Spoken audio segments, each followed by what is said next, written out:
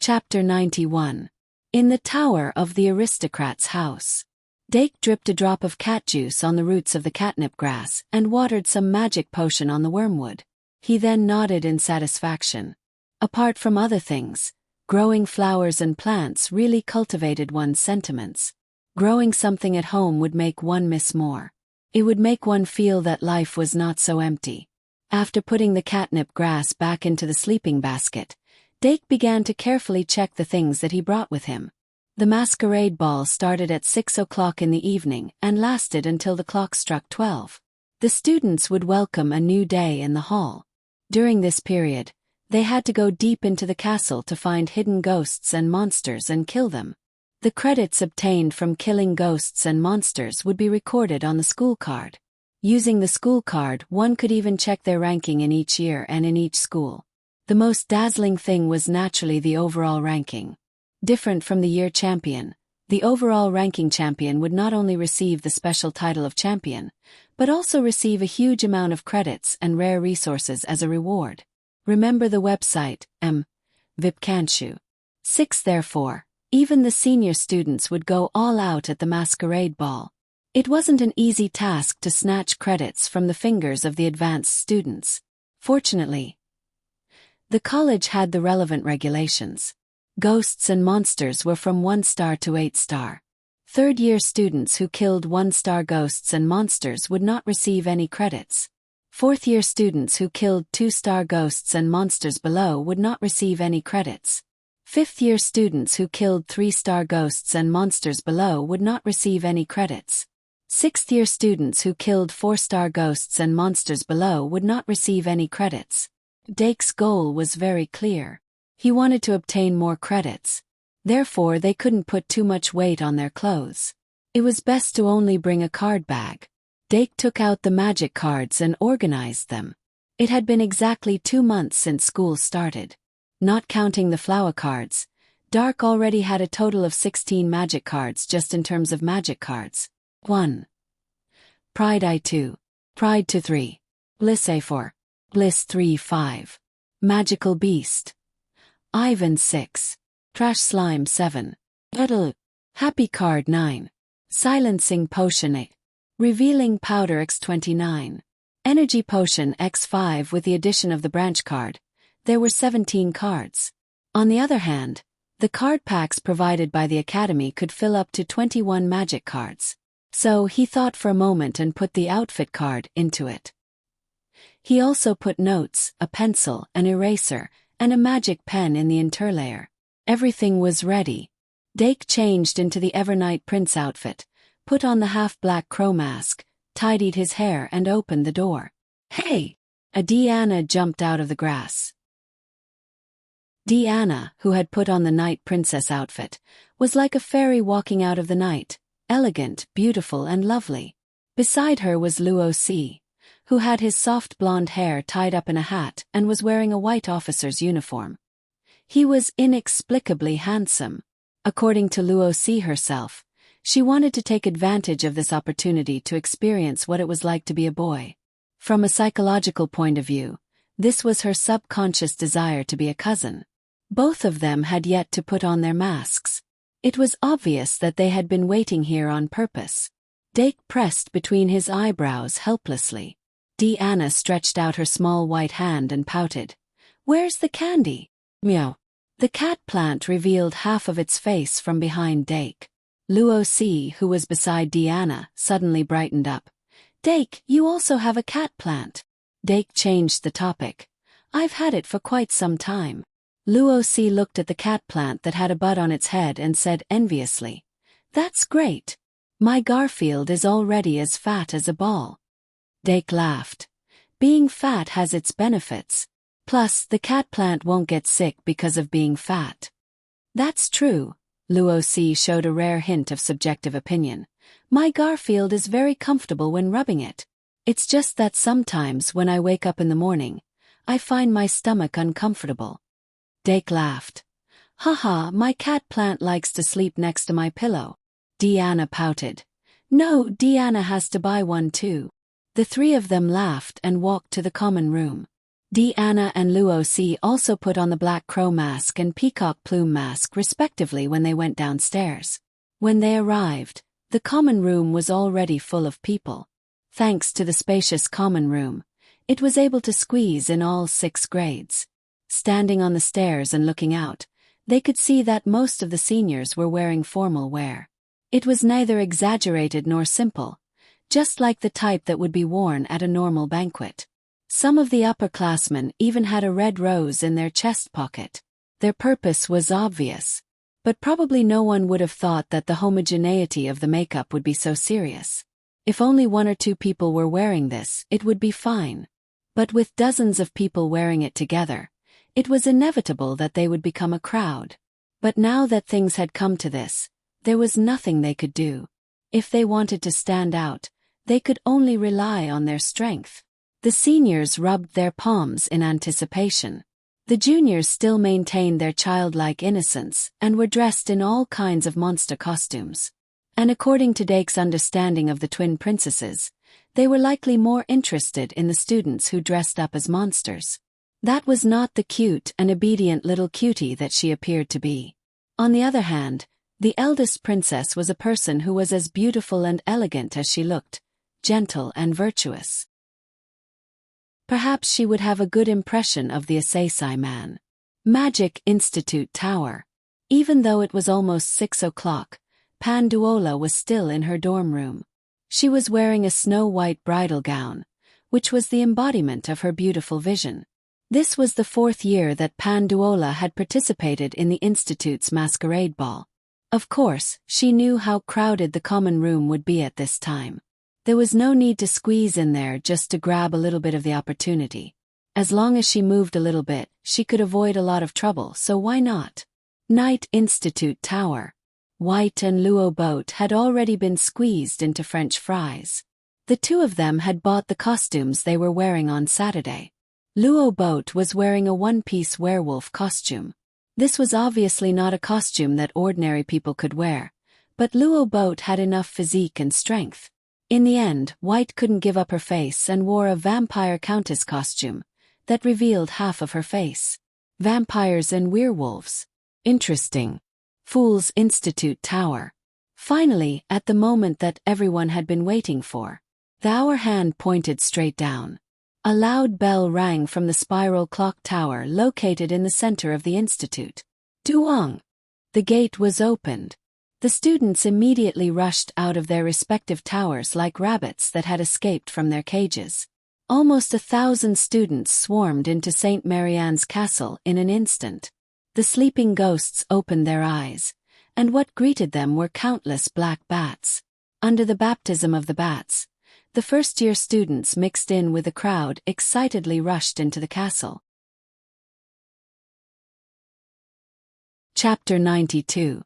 St. Marian's Castle, excluding the basement that no one knew of, had a total of 9 floors. The place that the students used for classes only occupied a very small part of the castle. Even the graduates who had stayed in the castle for 6 years were rarely able to explore the map on the surface. If there was no masquerade party, the number of students would be even lower. This was obviously a good opportunity to explore the map. At the same time when the students were pouring into the castle, accompanied by the principal of ARTI, the only 3 princesses of the kingdom also stepped into the castle. The eldest princess, Elisha. The second princess, Anna, was born in advance because of a 3-second advantage. The third princess, Anchi, lost her life because of a 3-second disadvantage. The 3 princesses changed into makeup clothes to cover their faces. Remember. https://vipkanchu. The principal of ARTI asked with concern. Do you really not need me to accompany you? Princess Elisha nodded slightly and said, This is a rare chance to relax. I want to walk alone. If possible, please take care of my 2 sisters. They are quite naughty. And Chi, who was trying to hide in the teddy bear, raised her head sharply and said angrily, Sister, didn't you say you wouldn't expose my shortcomings in front of outsiders? Princess Elisha pinched her soft cheeks, and a trace of affection flashed in her eyes. The principal of ARTI is not an outsider. and Chi still puffed up her cheeks. Anna, who was beside her, suddenly reached out and poked her. She chuckled and said, "Little sister who never grows up." And Chi said angrily, "You are the little sister." Anna raised her neck like a white swan. "I am the elder sister. I won't lower myself to the level of a little sister." Princess Anna suddenly turned around and asked, "By the way, Aunt Cynthia, is that annoying guy Dake Dimming also here?" The principal of ARTI showed a gentle smile. "Yes, he has just entered the school this year. At this time next year he will be your senior." "It can't be." Princess Anna didn't seem to remember that until now. She said stiffly, "Then can I not come here next year?" Elisa flicked her on the forehead. "Don't be ridiculous. Didn't you say that you wanted to graduate from the same school as your sister?" "Anna, times have changed, ouch. Ha ha ha, little brat, you don't care about the overall situation." And Chi took the opportunity to hit her on the head, put on a leather bag and ran away. Anna immediately gave chase with bared fangs and brandished claws. Elisha quickly looked at ARTI and said, "Principal." Principal ARTI nodded slightly. Then 2 elves holding school cards flew out from his side and quickly caught up with Anna and Chi. Elisha let out a sigh of relief. She put on the exquisite mask that only revealed her nose and mouth. "Principal, I will take my leave now." Southwest of the castle on the 2nd floor. Dake didn't manage to get rid of Diana and Luo Si in the crowd. He could only walk with them for a while. The second-year students and above had experience and were relatively purposeful. Soon they ran to different parts of the castle. The first-year students, on the other hand, were completely scattered. "Dake, should we go after them?" Diana looked anxious. She was like a child who was afraid that her candy would be taken away. Luo Si also looked at Dake. Dake patted his forehead. It seemed that he really needed to take them with him for a while. He said patiently, "Don't worry, the professors must have prepared enough ghosts. At the beginning of the ball, even if you don't look for them, they will come to you," he said as he pointed above his head. Diana jerked her head up and saw a hanged ghost with an extremely long neck hanging down from the ceiling. "Wow!" Diana immediately took out her magic card and excitedly summoned her. Fantasy beast. Polar bear. The polar bear landed in a white light. It immediately stood up and clawed at the hanged ghost. Luo Si screamed and instinctively grabbed Dake's arm. Diana instantly made a decision and grabbed Dake's other arm.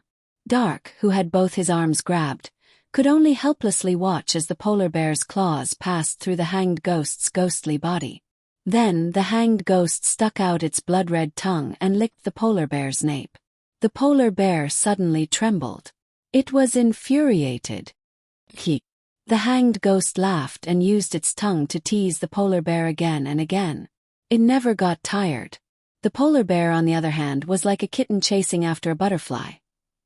The polar bear, which was purely physical, was not compatible with ghosts. Even if it was just a 1-star hanged ghost, it was enough to torment them. In the end, Luo Si summoned the courage to summon Fantasy Beast, Snow Rabbit, and sent it to the sky with a breath of ice fog. When the hanged ghost disappeared, a piece of candy suddenly fell down. Dake, who was finally free, bent down to pick up the candy on the ground. With a trace of suspicion, he peeled off the candy wrapper. The candy itself looked like an extremely ordinary toffee.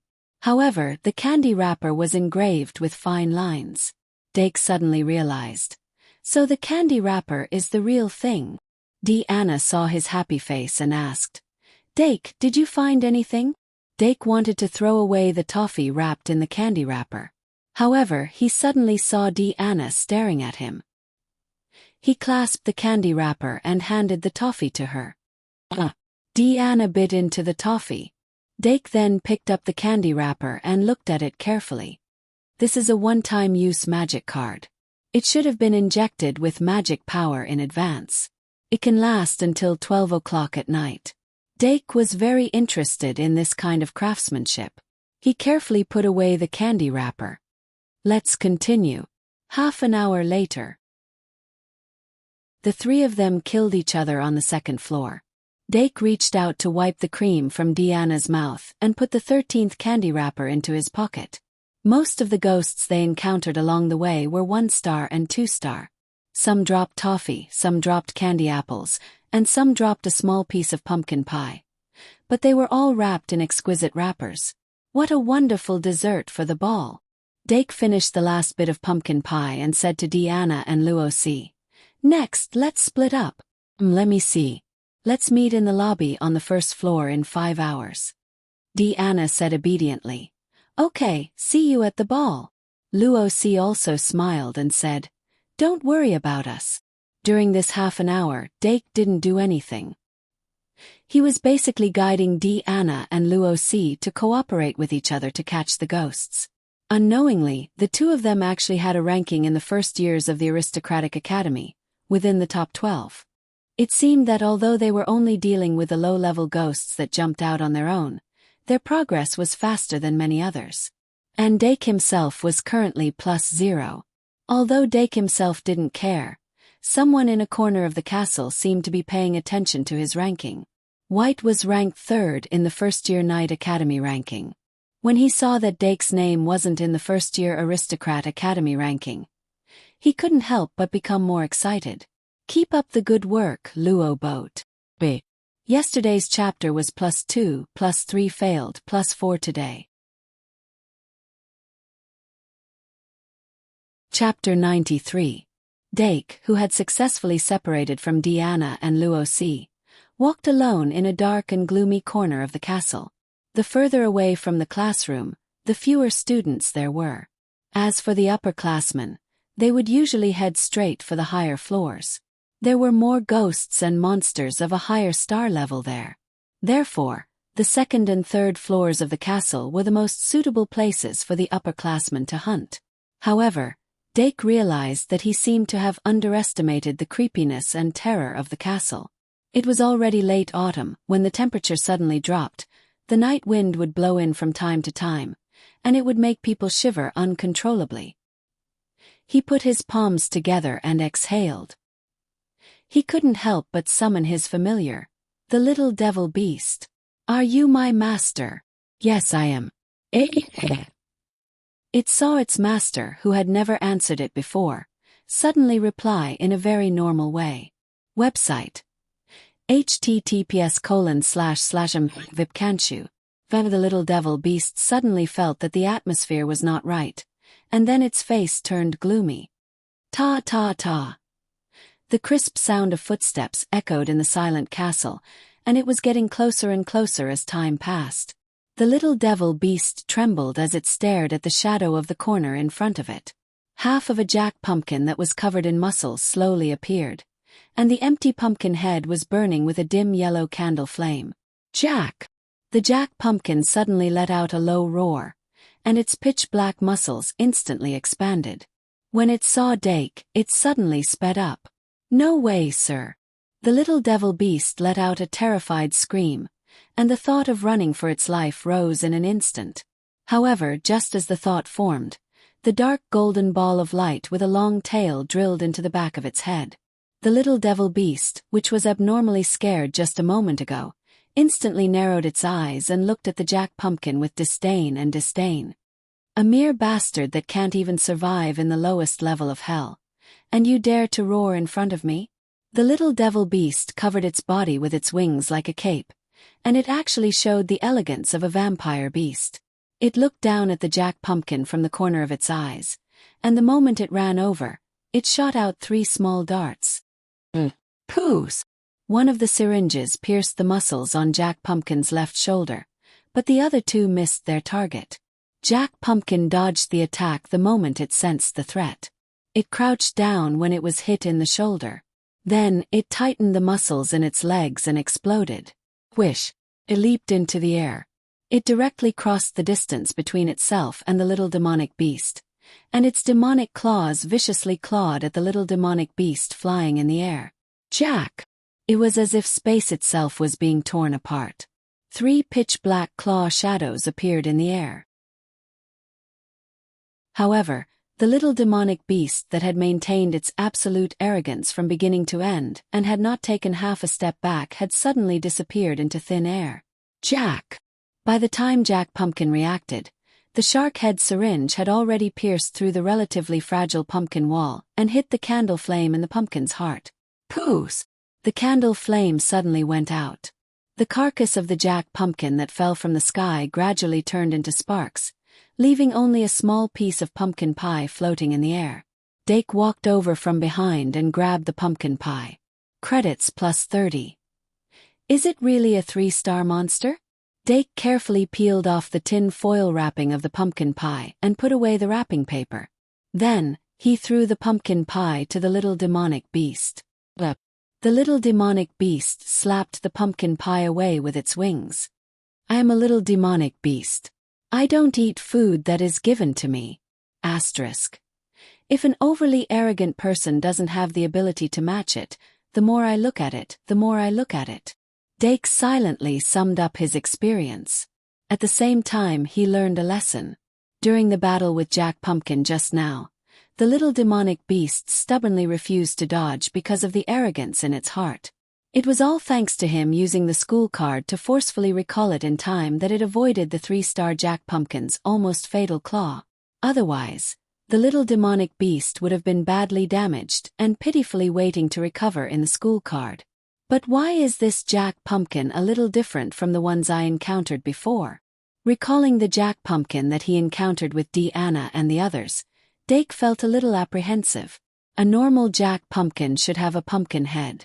A small monster with 4 skinny limbs would at most hold a small axe, and a small wooden axe without a blade. But what the hell was that muscular pumpkin that he encountered just now? Professor Kazair shouldn't have such a bad taste, right? As he thought about it, Dake's footsteps suddenly froze. He finally remembered. When he was painstakingly correcting the first-year math homework, the person who was called by Professor Kazair to help create a monster was that little fairy named Lily. At this moment, Dake suddenly had a bad premonition. Against the strong ominous feeling, Dake turned into an unused classroom that was covered in dust. In theory, when the professors placed the monsters, they would always hide the more aggressive monsters in the room or in some hidden corner. The monsters that would appear in the aisles to tease the students were the type that leaned towards the funny side. If he wanted to obtain credits faster, he had to find these hidden monsters that had extra credits as rewards. Only by walking into the shadows could he obtain the treasures. Bang! The 2 doors at the front and back of the classroom suddenly closed. The window on the other side was blown open by the strong wind. Fresh blood flowed down the old curtains and gradually dyed them red. Dake held his breath and his right hand had already reached into his card bag. The little devil monster still maintained the pride-eye state and flew in the air with its chin held high. Whoosh! Another gust of wind blew in.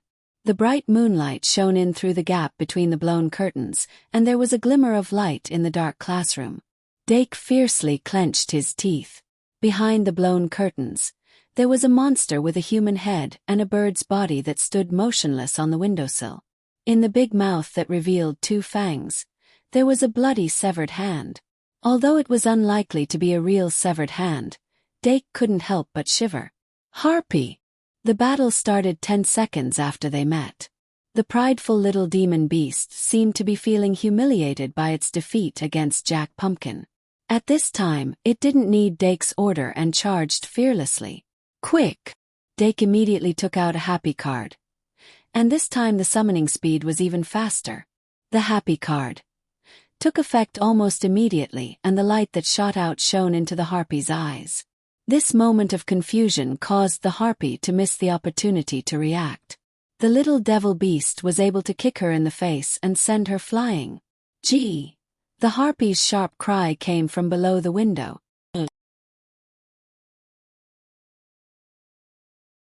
Chapter 94. The effect of the happy card lasted surprisingly short. The harpy immediately woke up after falling, and a piercing scream pierced the night sky. The bright moon in the sky was unusually bright.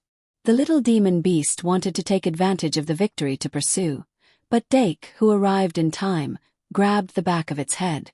The little demon beast, who was grabbed by Dake with one hand like a basketball, flapped its wings and tried to struggle. Dake jerked down and then shrunk into a ball. Almost in the next second, a gust of wind rushed in, and an extremely narrow wind blade tore the curtain and cut the podium diagonally. Bang!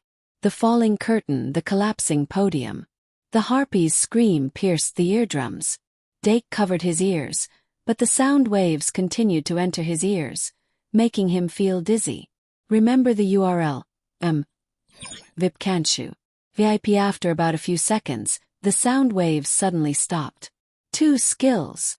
Dake calculated in his heart. Most of the magic elf skills had a cooldown, and skills like the wind sickle weasel and banshee's howl couldn't be fired continuously. And having 2 skills was already considered a very precious purple card. The probability that this harpy didn't have any skills for the time being was very high. Therefore, he turned around and threw the little demon beast out like a softball. Ah! The little demon beast didn't expect that it would become a meat bomb. The moment it was thrown out, it only had time to scream.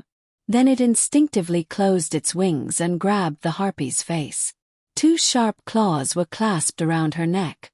Taking a closer look, the little demon beast's body structure was actually 70% similar to the harpy's. Dake looked at the little demon beast's small dart, quickly condensing, and knew that tonight was over. Although there was a so-called difference in defense value between the magic elf, the powerless magic elf was like a guard who had put down a huge shield. It was just flesh and blood. It was impossible for the little demon beast's small dart to not pierce the delicate skin of a harpy. After a while, the little fiendish beast flew back with an exquisite gift box in its hand. Dake pulled the gift box from under his claws, undid the ribbon, and opened the packaging. Similar to those candies, the outer packaging was still a one-time use magic card, but what was inside was no longer candies and desserts. This is... Dake couldn't help but smile. Inside the gift box was a harpy feather. Judging from the magic waves emanating from the feather, it must be the most precious core material. Immediately, he wrapped the feather in the wrapping paper again and carefully put it into his card pouch. Credits plus 60. Double credits. There are additional materials. Dake suddenly felt like he was addicted. He rested for a while. Dake pulled himself together and continued on his way. The little demonic beast, who had recovered from the state of pride eye, was now walking on the ground with its head down and mumbling something of unknown meaning. Dake ignored it. Instead, he was thinking about his next destination. The probability of a hidden monster appearing in a few consecutive classrooms was not high, but he still searched them one by one. It was not until the washroom in the corner of the castle appeared in front of him that he suddenly stopped. Blood! Blood flowed out from the washroom. Bang! In the next moment, the door of the washroom was kicked from the inside and countless debris burst out. A figure screamed as he flew out and slammed into the wall. A large amount of water gushed out from the washroom. The person who screamed and flew out was also washed over by the water. Dake began to run back without thinking. It was not until he ran 5 or 6 meters that the tide behind him suddenly stopped and scattered in all directions. Dake's mind moved and he saw a mermaid with disheveled hair swimming out crazily from the washroom. They were completely different from the ones in the fairy tales. They had sharp teeth, scarlet eyes, and ugly scales on their faces. The mermaid rode the waves and chased after the student. Blood flowed out as the student narrowly escaped death. Dake lowered his head and saw a body wrapped in a school uniform was washed to the front by the water and was lying motionless. He frowned and gestured to the little demon. "You go." The little demon curled up at his feet reluctantly walked forward a few steps. When it was in front of the body, it used the tip of its wing to poke the body. Wah! The body suddenly flipped over and revealed a green and ugly face with blood flowing out. "It's a goblin." The goblin that pretended to be a student jumped up and stabbed the dagger in its hand at the sluggish little demon. But what was pierced by the dagger was only an afterimage of the little demon. The real little demon had already turned into light. Dake grabbed the school card and quickly retreated. After a few seconds he summoned it again. Wah, too sinister. That scared the hell out of me. Looking at the little demon with lingering fear, Dake once again took out Bliss Eye and whispered, "It's time." Pride Eye's cooldown hadn't finished, so he could only use the new Great Sin card. Luckily, Dake had enough Great Sin cards at this time. Bliss Eye instantly gushed out a pink mist.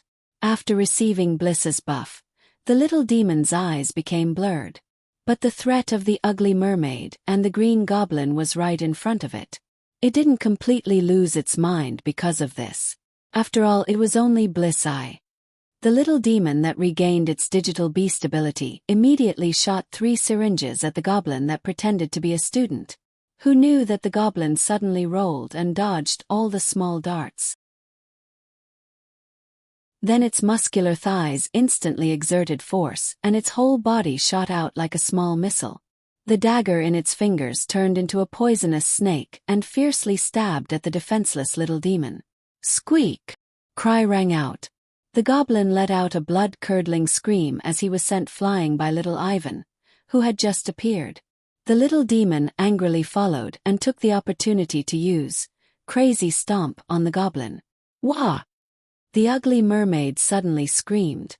From the water beside it suddenly pulled out a long whip made of water elements and fiercely whipped at the little demon. Magic summoning! Dake used his middle finger and index finger to grab the energy potion and fiercely swiped it. Ivan's body instantly lit up with a blazing white light. Magic plus 200. Mimic. A moment later, a long whip that was also made of water elements flew over and scattered the mermaid's long whip in the nick of time. Squeak! Ibrahimovic stepped on the wet floor in high spirits. After consuming 100 points of magic power, the imitation skill in its skill bar temporarily changed to Imitation, Water Whip.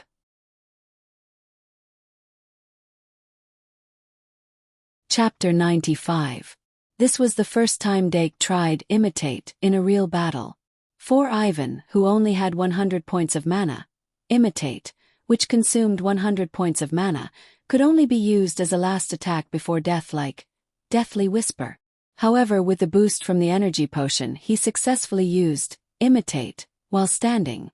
Before the next use of Imitate, Water Whip would become his inherent skill.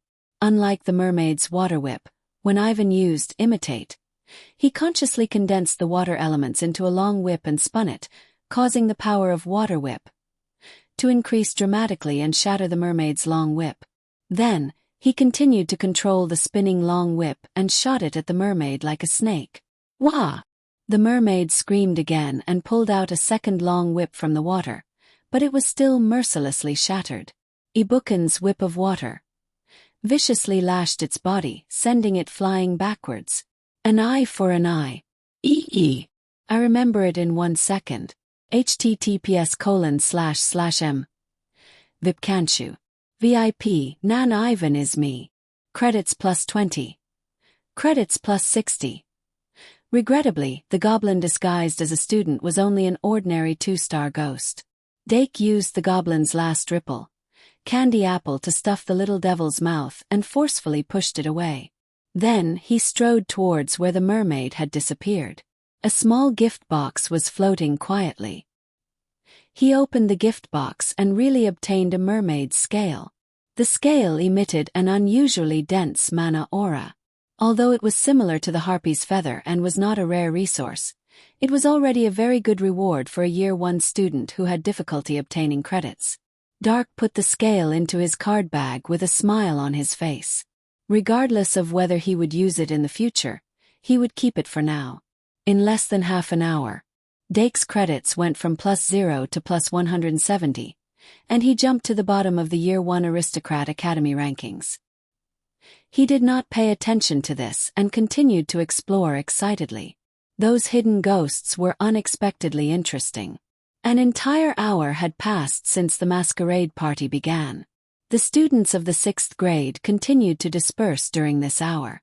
They began to spread out from the areas that they would normally use for classes, covering every corner of the castle.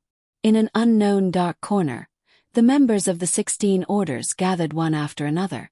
When the last of the blowfish finally arrived, leader Hai Xing walked out from the shadows. The restoration of the statue has been completed. It's time. Pick up your weapons, holy war. Victory will be ours in the end. Let those bastards know who the real winner is. It's time to pay the price. For the goddess. The order will win. Time's up. The 16 members of the church suddenly took off their black robes, revealing the leather sheaths under the black robes. The attire that would normally be seen as heresy was very common in a masquerade ball. After encouraging each other, they spread out in groups of 2. Why you? Why you? Squid was assigned to travel with the pufferfish. The pufferfish was assigned to travel with the squid. The 2 of them disliked each other, but they still moved forward together. The road ahead was definitely not a smooth one. Only by helping each other could they move forward with difficulty. Squid took out a list that the church had drawn up in advance. The list was densely packed with the names of couples, all of whom were considered heresy by the church. The pufferfish also had a list in his hands. Their goal was to select at least 3 couples from this list before 10 o'clock. They had to first confirm whether the feelings between them were sincere. Only couples with sincere feelings were qualified to become living sacrifices for the saints. If it was just a fake couple, then they were not even worthy of being a living sacrifice. Let's start with the couple from the 2nd grade. I've been paying attention to their whereabouts. See Keat under the squid's leather sheath revealed an extremely gloomy expression. This couple was his classmate in the 2nd grade of the Aristocrat Academy.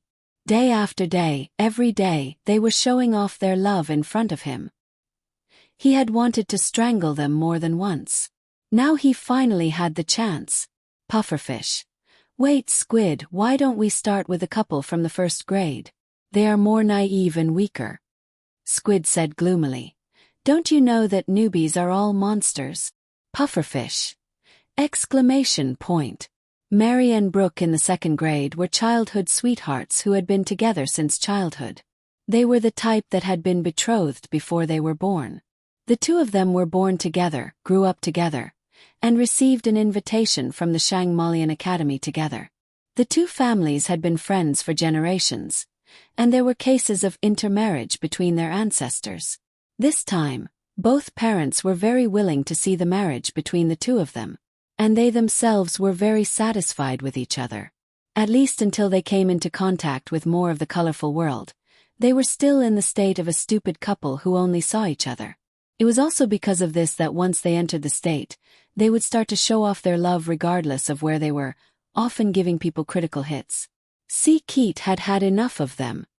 He wanted to capture them and send them to the temple so that the goddess could give them the final judgment.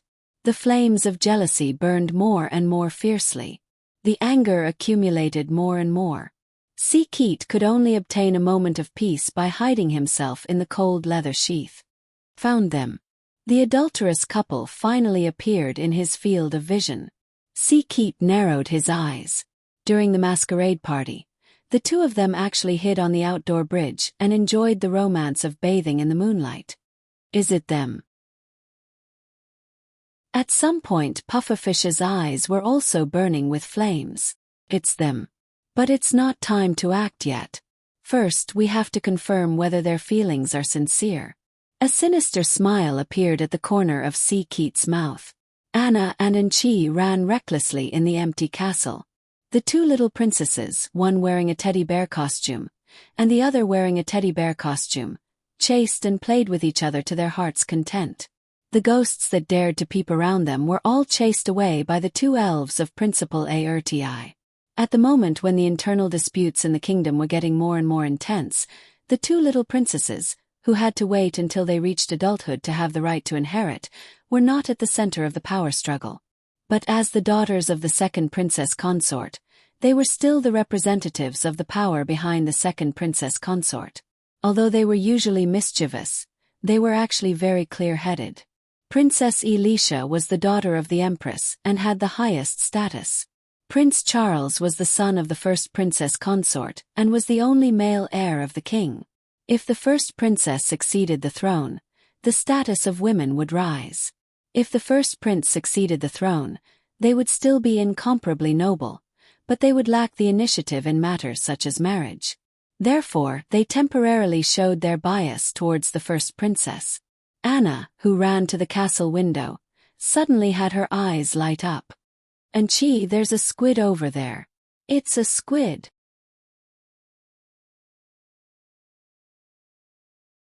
Chapter 96. Hey! The second Princess Anna tiptoed to the window of the castle and looked at the bridge on the second floor from the third floor. The three-eyed squid descended from the sky and seized the opportunity to grab the little sister on the bridge. The little brother who was dating the little sister was about to make a move when the squid's tentacle reached his throat. Keat, who was wearing a squid leather jacket, walked out from the other end of the bridge and said in a hoarse voice filtered by the leather jacket, "You better not scream, or the skin on your throat won't be as hard as your mouth." Bruda swallowed his saliva and looked timidly at his childhood sweetheart who was caught by the squid's tentacle. But Mary shouted without hesitation, "This is a magic elf, someone is attacking us. Bruda, go call the professor." Bruda mustered up his courage and shouted, "But if I leave, what will you do?"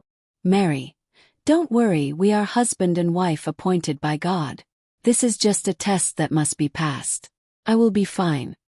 Then I will really go." Bruda took a small step back. Mary's eyebrows trembled. "Go quickly, I will wait for you." "Wait for me." Bruda turned around abruptly and really ran away. Website. https://vipcanshu. VIP. Even an 8 o'clock TV show wouldn't dare to act like this.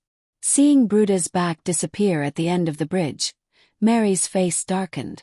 She said in a low voice, "Okay, classmate. Attacking people in school is not a fun script. When I was in first grade, I saw you studying how to refine a three-eyed squid." Keat. The three-eyed squid seemed to feel its master's emotions, and the tentacle that was grabbing Mary really loosened.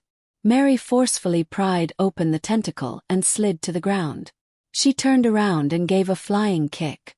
Before that, a magic card slipped from her sleeve to her fingertips. In just 3 seconds of summoning time, her flying foot was covered with a layer of shimmering metal leg armor. Bang! The instant burst of power was unparalleled. The three-eyed squid's contact surface with the foot instantly caved in, and then it suddenly let out a scream. Its huge body was kicked out like a rubber ball and slammed into the wall of the castle. Mac. Keat. Mary clapped her hands and said softly, "It's a Halloween ball. I don't really want to know what you and your companions are doing. Tell him to let Broda go, and I can pretend that this didn't happen, okay?" Before she could finish her sentence, she looked up and saw a small tiger with snow-white wings descending from the sky. It hammered Keat's cuttlefish skin. Keat suddenly screamed and lost consciousness. The second princess put away the magic wings card in her hand and awkwardly patted the dust off her tiger skin case, saying cleverly, "Hello, big sister." It was an expert. Anna originally wanted to perform the scene of a magical girl descending from the sky to beat up the bad guy, but she did not expect that the bad guy had already been killed the moment she jumped out of the window. Mary clearly saw through Anna's intentions and immediately revealed a gentle smile. "You're a first-year student." Anna rolled her eyes. "That's right." After that, she naturally became entangled with this valiant young lady. Until Mary rescued her childhood sweetheart from the pufferfish's hands, she had been following them. On the other side, the third princess Chi, who was wearing a teddy bear costume, made a tisk sound and happily ran off to another road. So the two little princesses went their separate ways. Keat was awakened by the fugu who had escaped. The two supported each other as they walked into the castle. Although the road was long, they did not stop there. The same time, Dake had already reached the third floor from the second floor. During this time, he had gained a lot by relying on the little devil and Ibu-chan, but he did not encounter any more hidden ghosts, and only gained a lot of credits. on the first-year aristocratic academy's ranking list. His ranking began to rise steadily. This undoubtedly attracted the attention of White and Luo Boat. White immediately felt uneasy and rushed up to the third floor from the second floor. The ghosts on the third floor were generally stronger than those on the second floor, but they were still limited to the first tier of 1 to 3 stars. However, the 1-star salted fish no longer moved alone, and the 3-star ones had also increased in number. Dark had even seen a large group of specters roaming the corridors, draped in sheets. Considering the limited number of cards he had, Dake did not rashly provoke them. Instead, he took a detour and quietly crept up to the 4th floor. After going through the trial on the 2nd floor, Dake more or less understood the movement patterns of these ghosts. Thus, he combined the number and types of cards he had and formulated a new strategy. He was prepared for a big wave. Starting from the 4th floor of the castle, powerful 4-star ghosts began to appear. The 2-star and 3-star ghosts also began to form groups. From time to time, he could see students being chased around by groups of ghosts. Yes, just like now. Hearing the sound of a large number of ghosts rapidly approaching, Dake immediately hid in a small path. Immediately after, he saw a somewhat familiar upperclassman of the aristocratic academy running past, followed by a group of mummies. The mummies moved a little slower than normal people, but there was a witch riding a broom behind them, constantly casting spells to increase their speed. When the upperclassman ran past with a group of mummies like a train, Dake came out of the small path and quietly wiped his sweat. Then, he began to familiarize himself with the 4th floor of the castle. About 15 minutes later, Dake found an empty classroom in the corner of the 4th floor. It did not even have a desk or a chair. After confirming that there were no hidden ghosts in the classroom, Dake summoned Little Fiend and patted its cheek, solemnly saying, "I'm counting on you." Little Fiend was as sad as an old general about to rush to the battlefield. It said weakly, "No, can I change to another beast? Little demon beasts aren't of much use." Dake, it's not good to belittle yourself. Believe in yourself, you are the strongest. Little Fiend, all right. Then, Little Fiend flew out of the classroom, flying towards a group of zombies that it had discovered during its inspection. Zombies were even more terrifying than mummies. They either lacked a nose or eyes, or their intestines were exposed and dragged on the ground. Little Fiend grabbed a stone and threw it inside. The group of zombies standing by the window and basking in the moonlight all turned, their deep eyes staring at Little Fiend. Thus, a great battle began. Just a dozen or so zombies were not enough to satisfy Little Fiend's appetite. It continued to fly to its next destination, cleanly seducing a group of jack-o'-lantern swordsmen, and then summoned a group of red hat goblins. At this time, Dake was quietly waiting in the classroom. He used his fingers to rub little Ivan's belly. After replenishing his mana, he summoned it. Save! X-13 accompanied by a gust of wind, Little Fiend charged into the classroom. The jack-o'-lantern swordsman closest to it slashed at it, almost chopping its head in half. "It's here!" Dake's eyes focused and took out Bliss 3.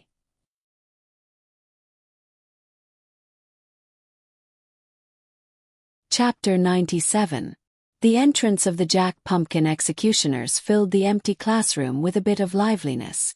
Dake stood by the window in the back row, leaving an escape route. The Bliss 3, in his hand, glowed faintly. Little Devil saved 13 people in 1 second, but in reality, it didn't charge towards Dake. Instead, it flew straight towards the window opposite the door, somersaulting in the air and rushing out of the window. The Jack Pumpkin executioner who chased after it crashed into the window with a bang. Half of his body was exposed, and he almost fell down. The few Jack Pumpkin executioners behind him also failed to break and crashed into each other with a paw. Little Devil flapped its wings outside the window and turned around to laugh. However, as soon as it started laughing, one of the Jack Pumpkin executioners threw his small wooden axe with all his might. Little Devil screamed and hurriedly dodged, but the tip of its wing was still grazed. Immediately, Tears streamed down its face. It didn't dare to make any more waves. It maintained its distance and dodged left and right, continuing to attract the attention of the ghosts. Then, the red hat goblins and the zombies with broken limbs all squeezed in from the front door. In a situation where they couldn't touch Little Devil, the ghosts finally discovered Dake at the window in the back row and changed their target one after another. Remember the website, VIP can't you? 6. The red hat goblins were the fastest and nimble. They screamed and swarmed forward. The Jack Pumpkin executioners and soldiers also fanned out and surrounded Dake, forcing him into a corner. It's about time. Seeing that the classroom was already filled with ghosts, Dake immediately raised Bliss 3. Just like the Statue of Liberty raising a torch, Bliss 3 shone brightly. Whether it was the ghosts, the walls, the floor, or the ceiling, everything was covered in a layer of ambiguous pink. All the ghosts under Bliss 3's illumination instantly froze. However, their underdeveloped brains didn't seem to be able to understand Bliss very well. Only some of the goblins made strange movements.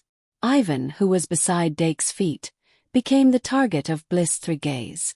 The moonlight from outside the window gathered slightly, and the Bliss emblem appeared on Ivan's forehead. Dake didn't wait for him to successfully evolve. Instead, he picked it up from the ground and tossed it into the horde of ghosts. Ivan was unlucky. While the ghosts were distracted, Dark slid from the window to the classroom door in an extremely comical manner. Then he dashed out of the door. Bang!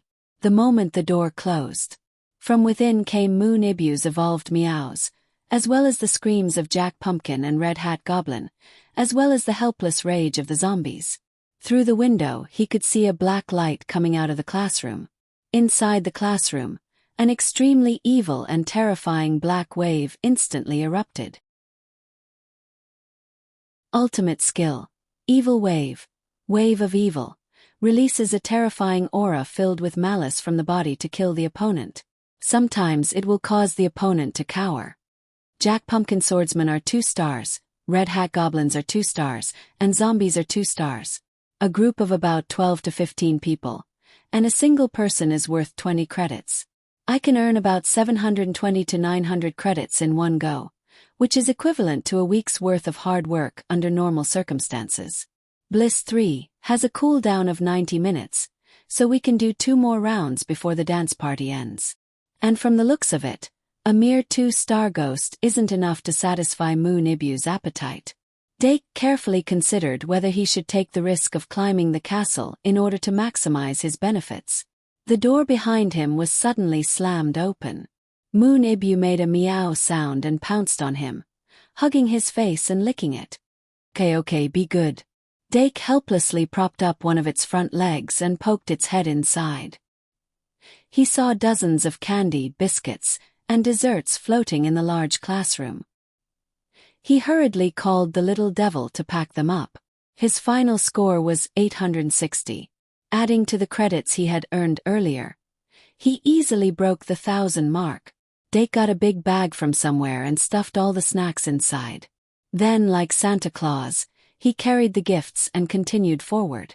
Moon Ibu's status could still be maintained for a long time, so he needed to make full use of it. Those 3-star ghosts weren't Moon Ibu's match at all. A shadow ball was an enemy, and if he didn't have enough magic, he just had to dive into the moonlight and there would be another good Ibu. It was just that Moon Ibu really couldn't be controlled. Every time, he would have to wait for the ghosts to pounce on him before he was forced to counterattack. This put Dake in a dangerous situation, painful but happy at the same time. In the end, after Moon Ibu killed a 4-star ghost for the first time, Bliss 3's effect ended. Dake's credits also rose to 1230. Without a doubt, he was at the top of the first-grade aristocrat academy. And the second place was Doran, who had lost to him in a duel between classes. Doran was still bragging about being first in class 15 minutes ago. He didn't think that in the blink of an eye he would be caught up, and in the blink of an eye, the gap between them would be pulled apart. It's Dake, then it's fine. Under the gaze of his friends, Doran casually brushed past it, gritting his teeth in his heart. It was a coincidence. White, who was still on the third floor of the castle, relied on the strength of Troll to be unstoppable. He repeatedly charged through the corridors, quickly harvesting credits. Because of Luo Boat's Ratman cyborg pulling monsters, his speed wasn't slow. After an hour and a half of hard work, he relied on steady fighting to earn credits that he himself might not have earned in an entire semester. Now he was ranked second in the first grade rankings.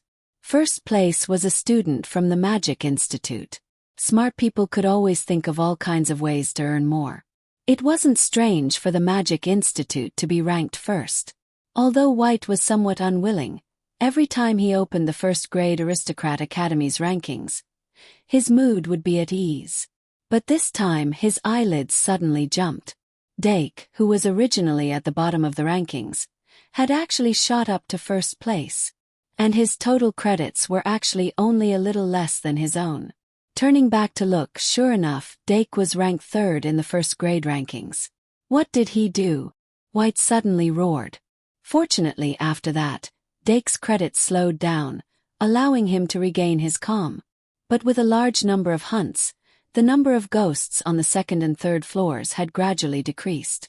In a situation where he hadn't encountered a single ghost for a few minutes, White had no choice but to take the risk and go up to the fourth floor in order to obtain more credits. At this time, Dake had already reached the fifth floor. There were more 4-star ghosts on the fifth floor, as well as hidden 5-star ghosts. Most of the third grade students were gathered on the fifth floor. Dake's goal this time was to trigger the hidden ghosts. During Blister's cooldown, he would rely on Kettle to kill as many bosses as possible and obtain the core materials. But not long after he walked on the fifth floor, he suddenly discovered that there was an additional bear behind him.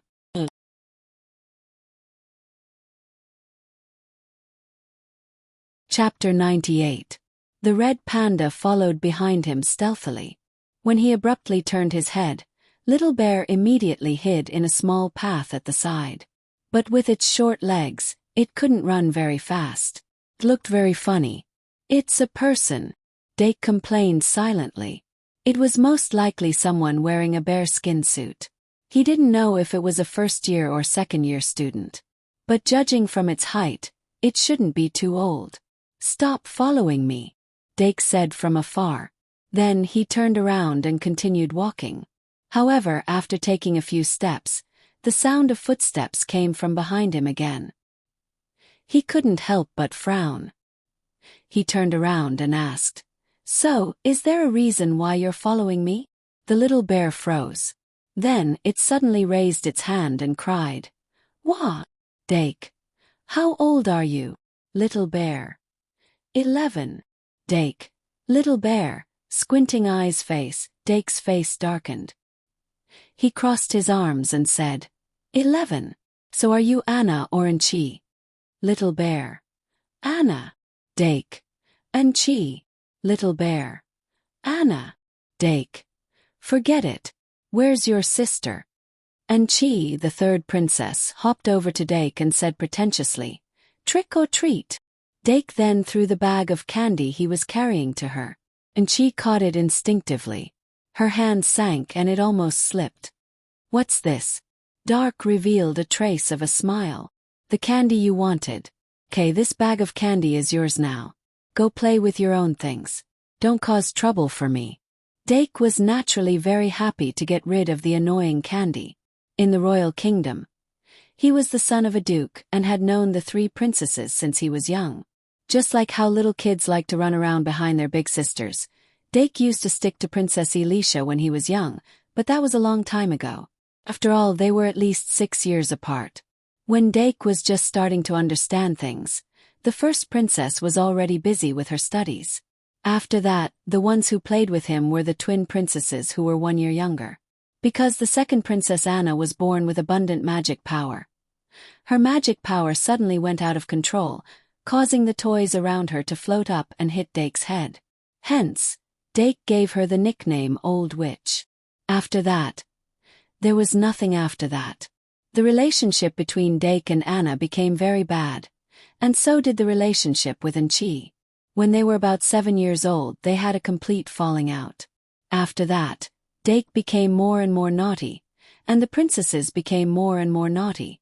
In the blink of an eye, 5 years had passed. They didn't expect to meet again outside of public places in the corridor of the Shangmalian castle. Dake sighed. And Chi had already put the candy bag on the ground and was excitedly untying the rope to check it. "Hey, Dake," and Chi suddenly said. Dake replied casually, "Yes." And Chi said again, "How do you have so much candy? I'll follow you and help you pick up the candy, okay?" Dake said, "No." And Chi said excitedly, "Then it's a deal." Dake ignored her. While she was indulging in the magical candy, he took a step forward and ran away quickly. The teddy bear bag was clumsy to begin with, and Chi wanted to chase after the despicable Dake when she saw him running away. However, she accidentally kicked the candy bag to the ground, and a large amount of candy fell and rolled all over the ground. An ominous aura suddenly appeared in the air. Dake, who had just run a short distance, suddenly stopped and listened carefully. He heard a voice from afar. The voice was getting closer and clearer. "Where's my teddy bear? Did anyone see my teddy bear?" Dark turned his head abruptly, only to see an oversized ragdoll bear poking out half of its body from the other side of the pitch-black corridor. The teddy bear was 3 meters tall, and its button-like eyes were emitting a ghostly green soul fire. Its skin was pieced together with pieces of cloth of various colors, and a dark aura was constantly seeping out from the seams. If that was all, it wouldn't be too scary. However, half of its body was a pale skeleton with bits of skin and flesh hanging on it. "Did you see my teddy bear?" The hoarse voice seemed to drill into one's bones, making one tremble uncontrollably. "Huh!"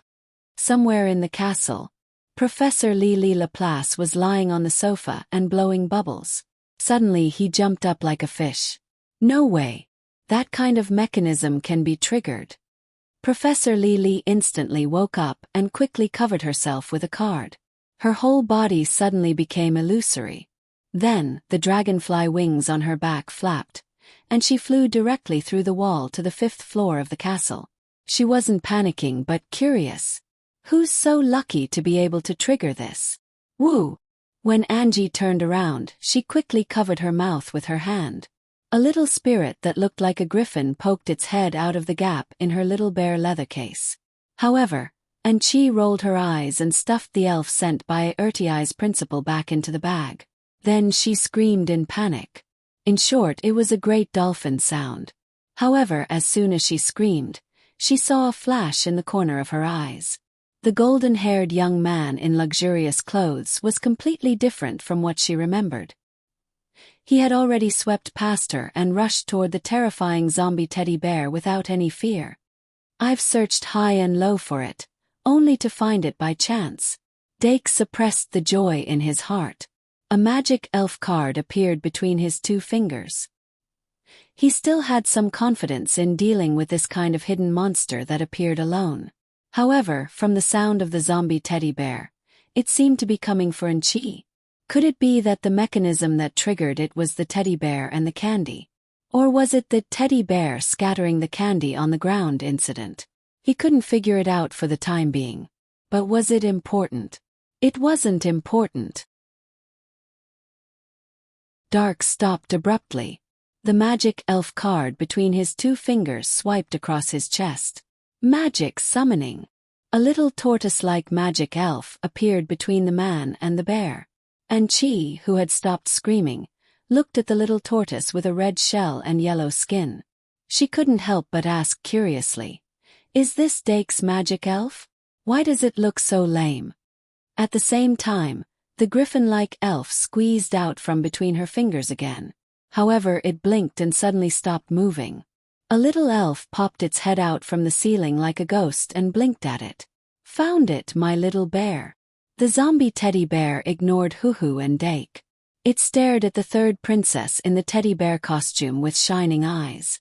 Started running without warning. Its pale skeleton was surrounded by a black aura. It looked ferocious and evil.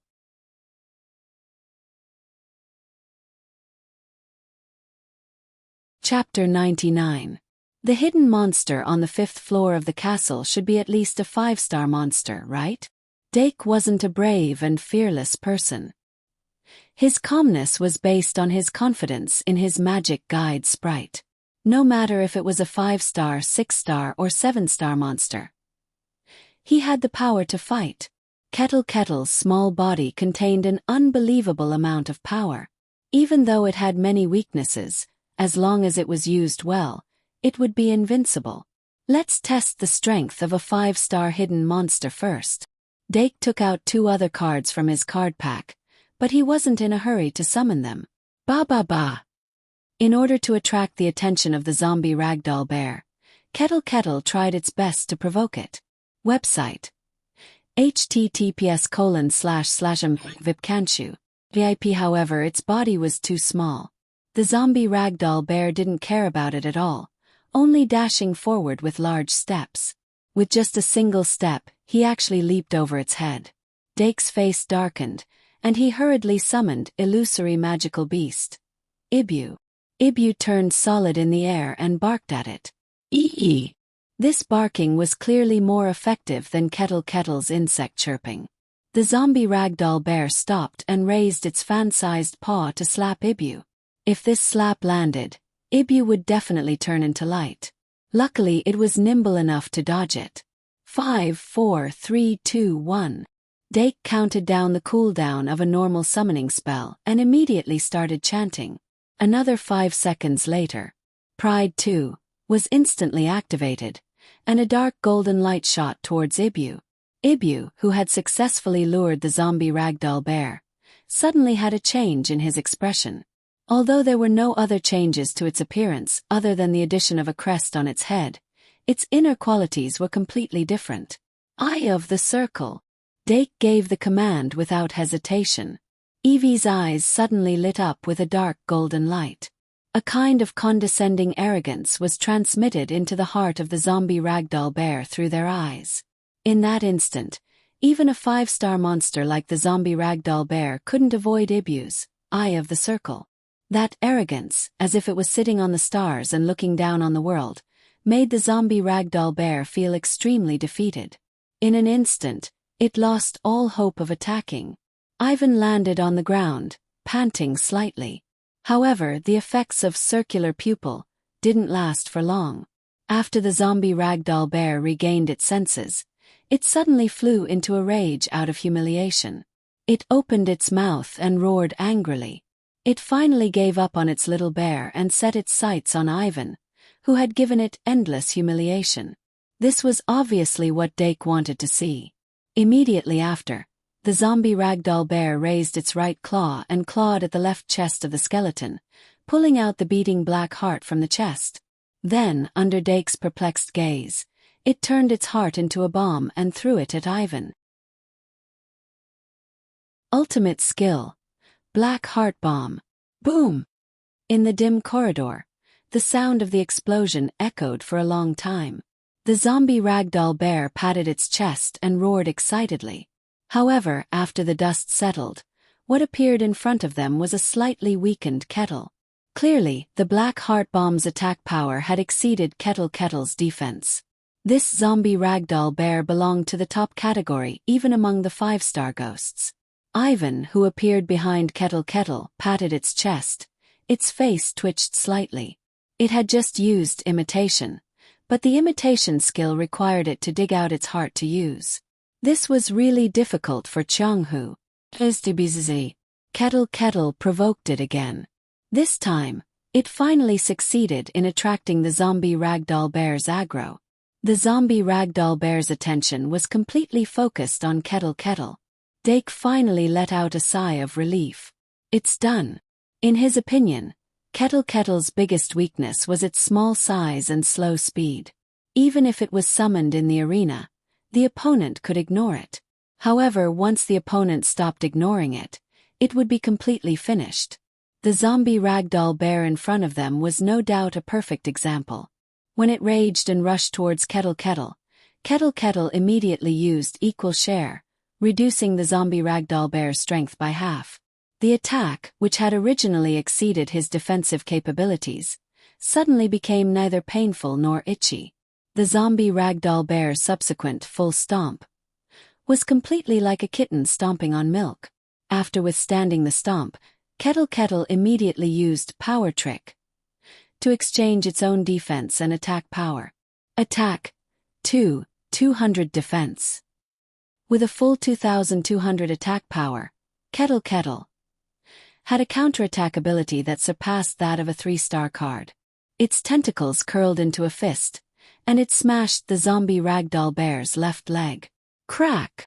The pale white bone leg immediately cracked like glass. The bones that were already rotten could no longer support the zombie ragdoll bear's cumbersome body. It was instantly crushed. Without its left leg, the zombie ragdoll bear fell down with a roar. Ivan pounced over like a gust of wind, biting down on that button-like eye that was still burning with soulfire. Then he raised his head and tore it off. The zombie ragdoll bear, which had lost its only eye, was no longer able to cause any trouble. 2 minutes later, this 5-star hidden ghost was completely eliminated. Credits plus 100. Ibu-chan leaped up and caught the gift box with her mouth. She then delivered it to Dark. Dake took the gift box and patted its head. Ibu-chan turned its head away arrogantly. Squeak! What is this? Dake opened the gift box and saw a black button. It reminded him of the button eyes of the zombie ragdoll bear. No matter what, since it's an item dropped by a 5-star hidden spirit, it must be something extraordinary. Dake carefully put it into the interlayer of his card bag before turning around. She happened to see Little Bear sneaking away with the bag of candy on his back. Dark had a smile on his face. When he rushed past Chi just now, he had actually noticed the little griffin sprite. Since she was protected by Professor A. Urtiai's sprite, there was no need to worry about her safety. Only after Angie thought that she had slipped away without anyone noticing did Dark continue on his way. He specifically targeted the 4-star ghosts that were alone. While accumulating points, he also relied on high-intensity battles to gain combat experience. For the junior students, the masquerade ball had a lot of extra value. In short, he gained a lot. Hee. Professor Li continued to observe Dake for a while before sneaking back. The masquerade ball continued. Apart from the squid and the pufferfish, the other members of the church's operation was quite smooth. There were already a few couples who had disappeared without a trace.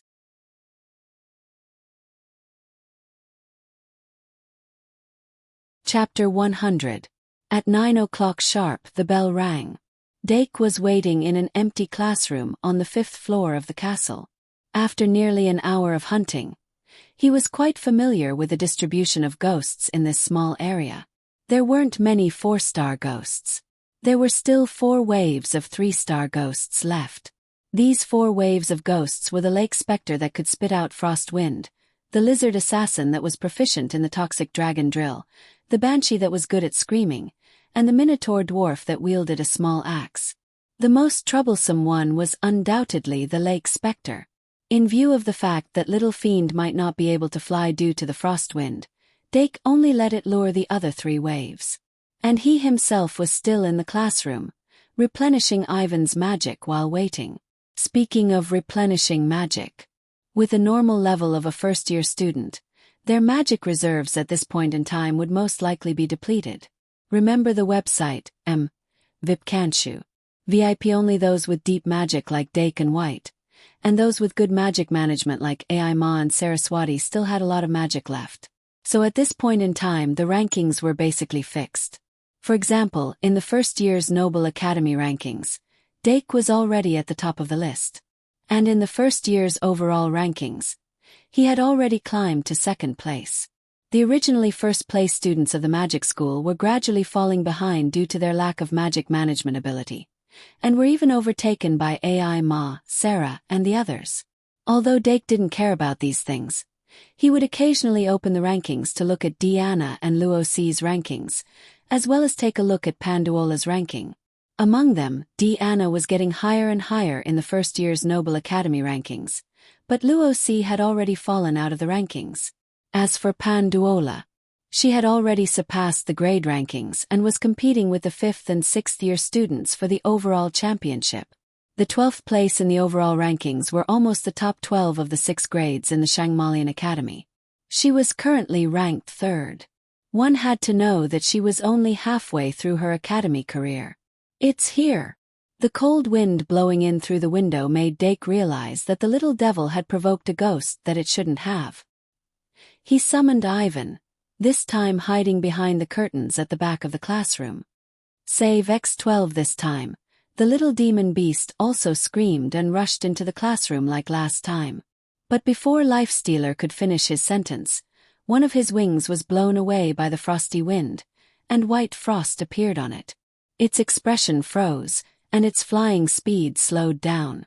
Then the lizard-man assassin nimbly rushed in, picked up a knife made from a horn, and forcefully stabbed the back of the little fiend magical beast. The little demonic beast let out a blood-curdling scream as its potential erupted. It leaped forward a few more meters and finally arrived in front of the window. However, as soon as it climbed up the window, a pile of small axes suddenly flew over from behind. It was so scared that it slid over the wall. Countless small axes flew over its head and disappeared into the night sky. Ah! The banshee's howl resounded throughout the classroom, causing dust to fall from the sky. This time, Dake didn't even have a chance to escape the classroom. He could only brace himself and use Bliss 3, and then use Precise Throw, to throw Ivan into the midst of the ghosts. But this time, the effects of Bliss 3 were better than last time. No matter if it was the Snow Lady or the Banshee, they all stopped attacking because of this and let out frequent cries. Moon Ivan, who had completed his evolution in the sky, instantly exploded when he found his master. Things darker than darkness, things darker than night, submerged in the flow of time. All foolish things that obstruct his path will be equally destroyed. Evil Wave. Lake Spirit 3-star, Lizardman Assassin 3-star, Shrieking Banshee 3-star, Minotaur Dwarf 3-star, a total of 76, 30 credits per individual, 2,280 credits in one go, more than double. But now it seems that 3-star is Moon Ivan's limit. Any more and he'll be in danger. And with the number of ghosts decreasing, it'll be hard to find a suitable place to wipe them out at 10:30. Even though it's only a little over 9, it seems that today's harvest is more or less enough. Dake hid behind the curtains and quickly calculated. Before this, his new credits had barely broken through 2,000. After this wave he should have 4,300 credits. If he used the remaining time of Bliss 3 quickly, he could go even higher. Because of his previous experience this time, he left the little fiend magical beast to collect the candy while he quickly rushed to the next point.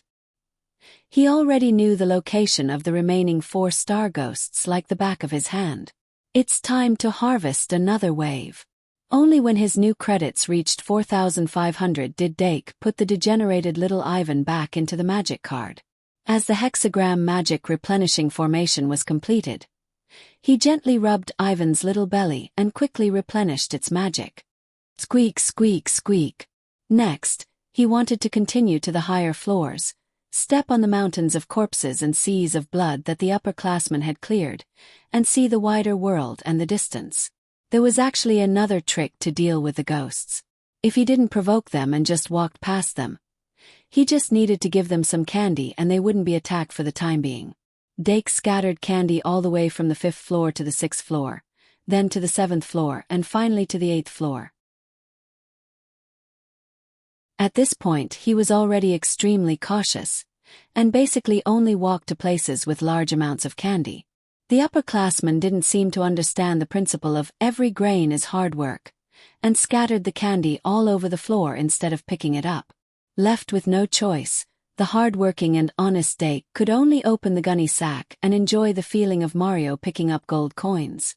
As the candy was stuffed to the brim, Dake couldn't even carry it anymore and could only put it on the ground and drag it along.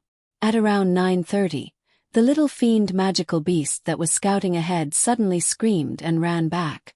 Dake's expression froze as he saw a large group of bats following behind the little fiend magical beast and swarming over. He hurriedly dragged the bag of candy to the small path by the wall and waited for the little fiend magical beast to charge past with a group of bats before finding an opportunity to put it back into the school card and release it. "What's going on?" Dake asked in a small voice. The little fiend magical beast was out of breath as it said, "It's been summoned, a vampire magical beast." In the middle of the 8th floor of the castle, a few upperclassmen excitedly surrounded the 8th floor's hidden boss, the vampire Earl. In order to trigger it, this group of upperclassmen worked hard for an entire night, triggering and killing all 8 hidden ghosts in the 8 corners of the 8th floor. Only then did they successfully obtain 8 summoning stones and summon the vampire Earl from the blood altar. As the second most famous boss-level ghost in the Masquerade Ball, the vampire Earl not only provided a large amount of academic credits as a reward, but according to the usual practice, there was also a chance to drop related core materials. For example, vampire fangs.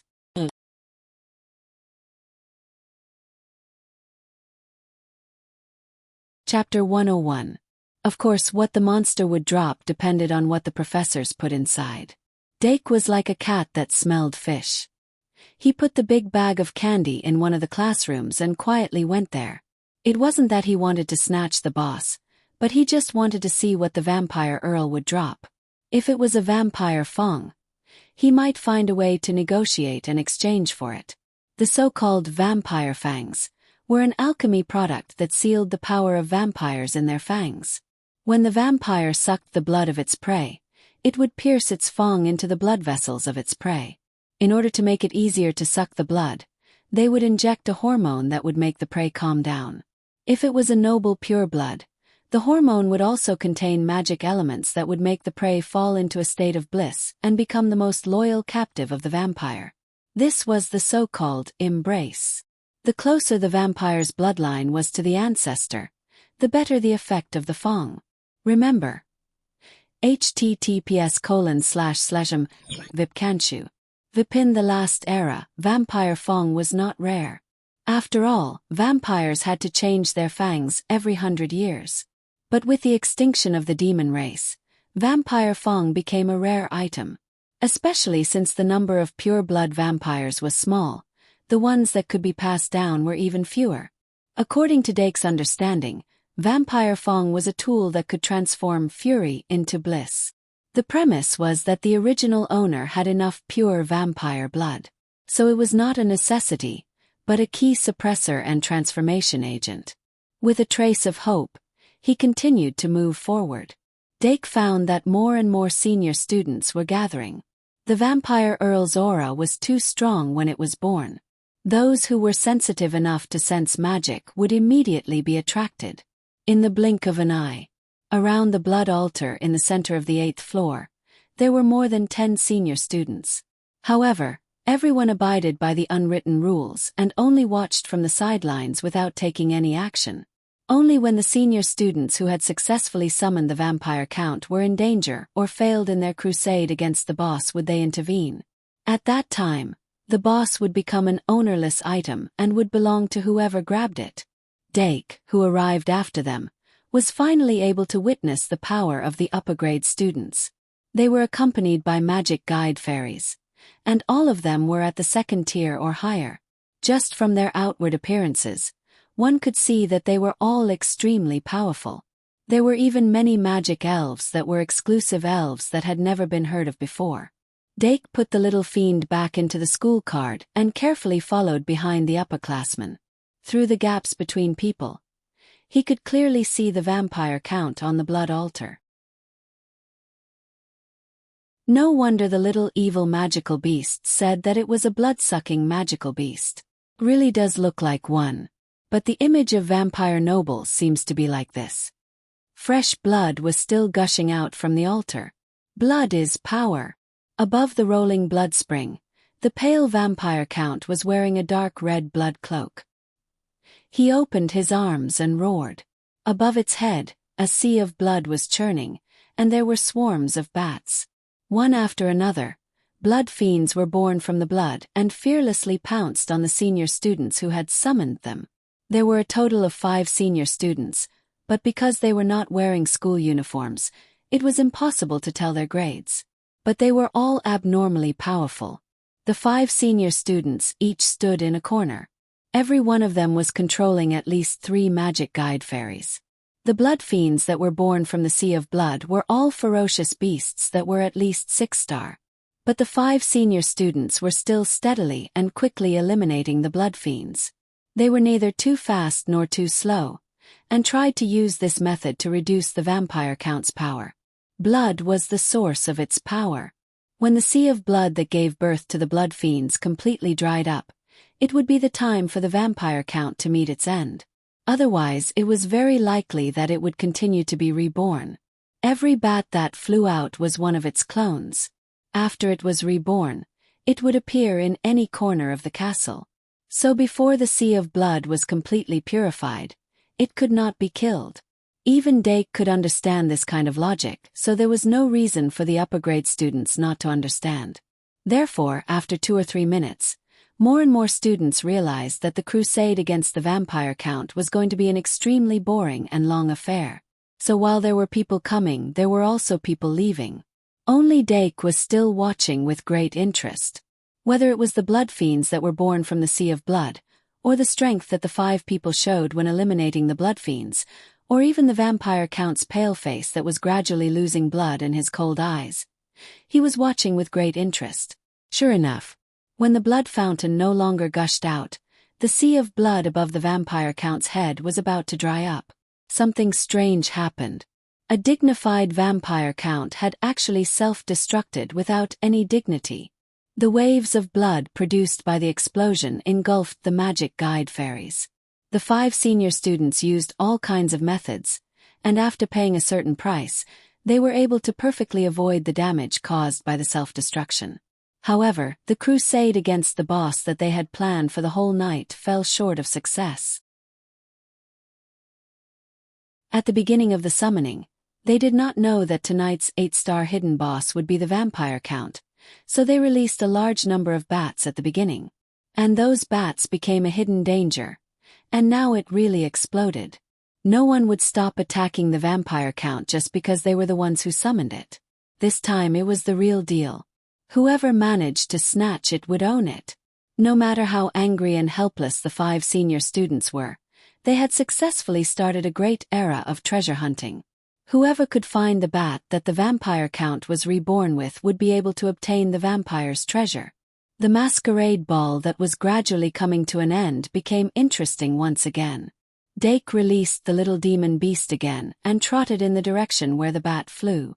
Although he did not think that he would be the lucky one, who did not have a spirit of treasure hunting. The news spread like the wind. The junior students who had stopped hunting because of the lack of magic also started to move again. The whole castle was revitalized because of this. The students talked about the contributions of the 5 senior students and excitedly searched every corner of the castle. White Gouda opened the ranking list and saw that Dake Dimming suddenly rose to the first-year ranking list more than half an hour ago. She gritted her teeth and joined the treasure hunting army. Deanna and Luo C, Tiger Cub and Bear Cub. Even the members of the church were excited. The more scattered the students were, the more chances they had. Squid and Blowfish continued to fight towards their goal.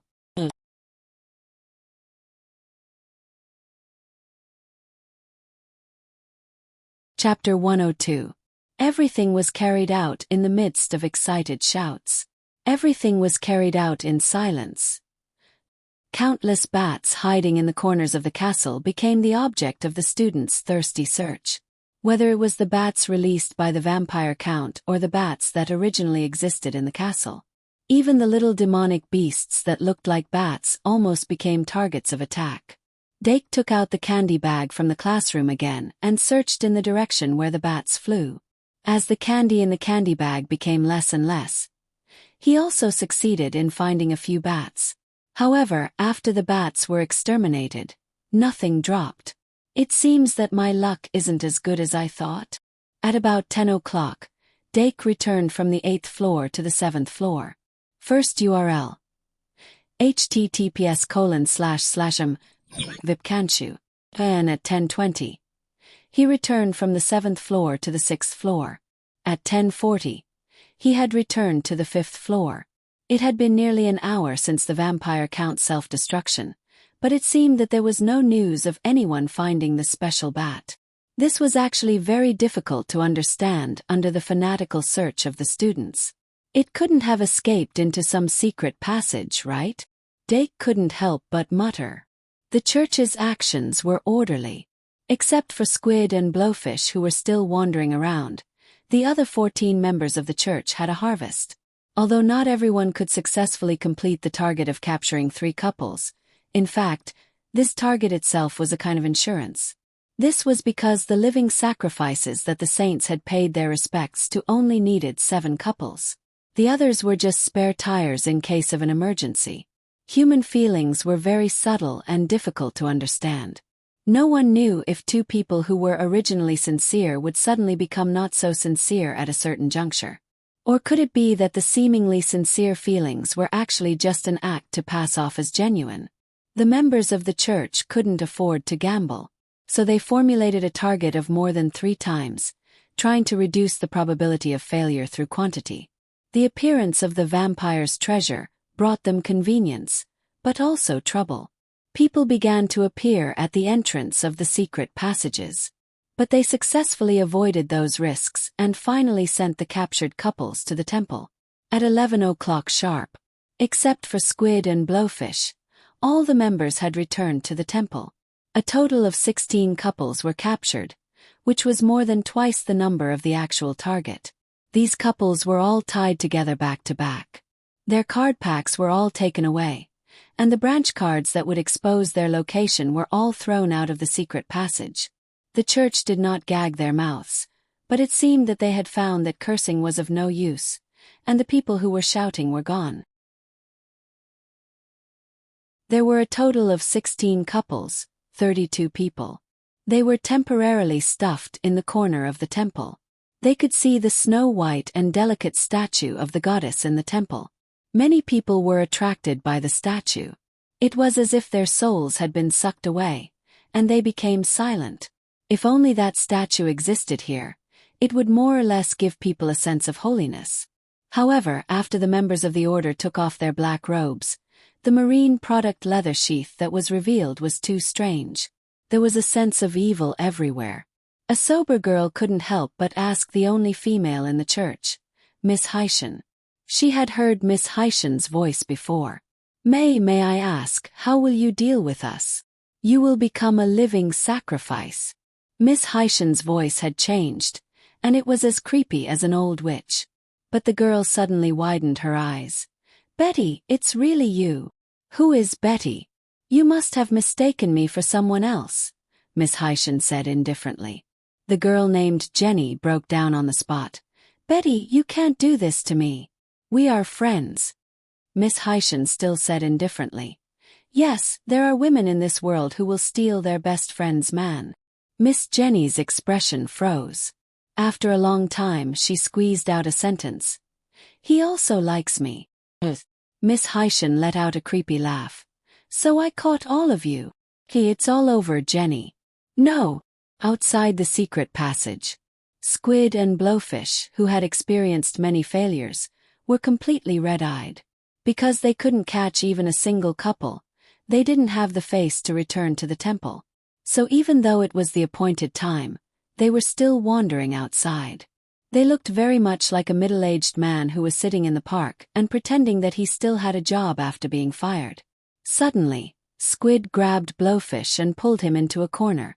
While Blowfish was puzzled, 2 first-year students appeared outside the secret passage.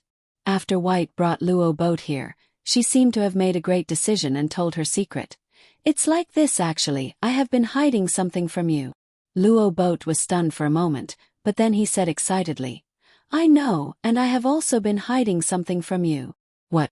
White was dumbfounded. "I knew it. We're best friends. How could you hide it from me all this time?" Robert continued to blabber on. "Tell me, let's tell you together." White: "Oh, why don't you go first?" Luo Boat: "Of course you go first. My secret is based on your secret." White said helplessly. Then I'll go first. Actually, I found a secret passage here. Look, no one has found that special bat after so long, so I suspect it went into the secret passage. Luo Boat waited for a while and couldn't help but frown. It's just a secret passage? White was surprised. What do you mean it's just a secret passage? That's my biggest secret. Anyway, I said it, what about you? Luo Boat. Well, actually I don't have any secrets. White. Forget it, do you think we should go look in the secret passage? I really want to surpass Dake. Luo Boat. Of course I will help you. Squid, who was hiding in the corner, suddenly whispered to Pufferfish. Don't you think they are a good match? Pufferfish was confused. What do you mean? Squid's voice was gloomy and happy. Let's go catch them, they must have a great relationship. A wisp of smoke quietly spread out. White and Luo Boat were still talking. They were so focused on the word secret that they didn't notice anything unusual. They inhaled the wisp of smoke. 10 seconds later, Luo Boat suddenly leaned against the wall and asked blankly, "What's wrong?" "Feel a bit dizzy." White rubbed his head and said, "I feel a bit dizzy too, is it because I'm too tired?"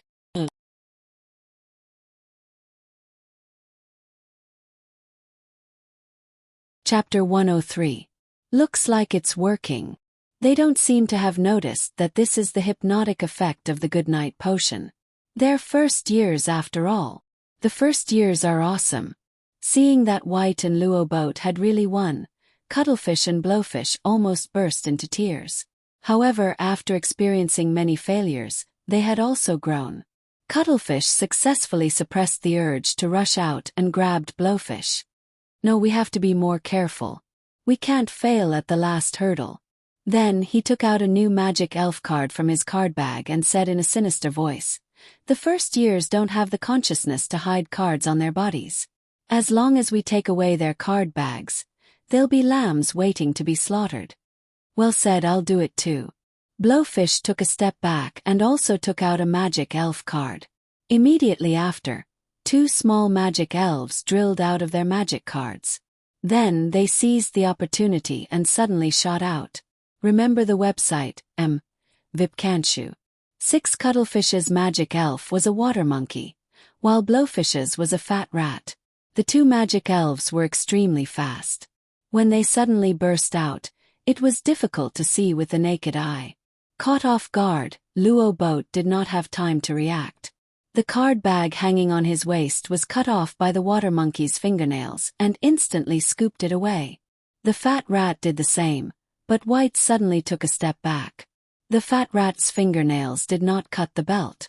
Instead, it cut a huge hole in the card bag. Victor's magic card fell out with a clatter. Among them were the Academy cards, Magical Beast, Stag, Troll, and a few other newly made magic cards. The moment the cards fell, White's mind instantly cleared and he pounced on the troll. That flew out. However, a black shadow suddenly flashed in front of him and shot the troll away. Seeing that the operation had failed, Blowfish had already rushed out with his other magic elf, the Blowfish Man. The Blowfish Man. With 2 hairy legs shot out burrs from its body, preventing White from picking up the card. "Who, it's you again." White's gaze swept past the Blowfish and instantly fixed on the squid who had just walked out from the corner. "So what if it's me?" The squid slowly walked out, followed by the huge 3-eyed squid. Werther felt a fury he had never felt before. "Don't you forget who was the one who let you go," the squid said gloomily. "Of course I remember.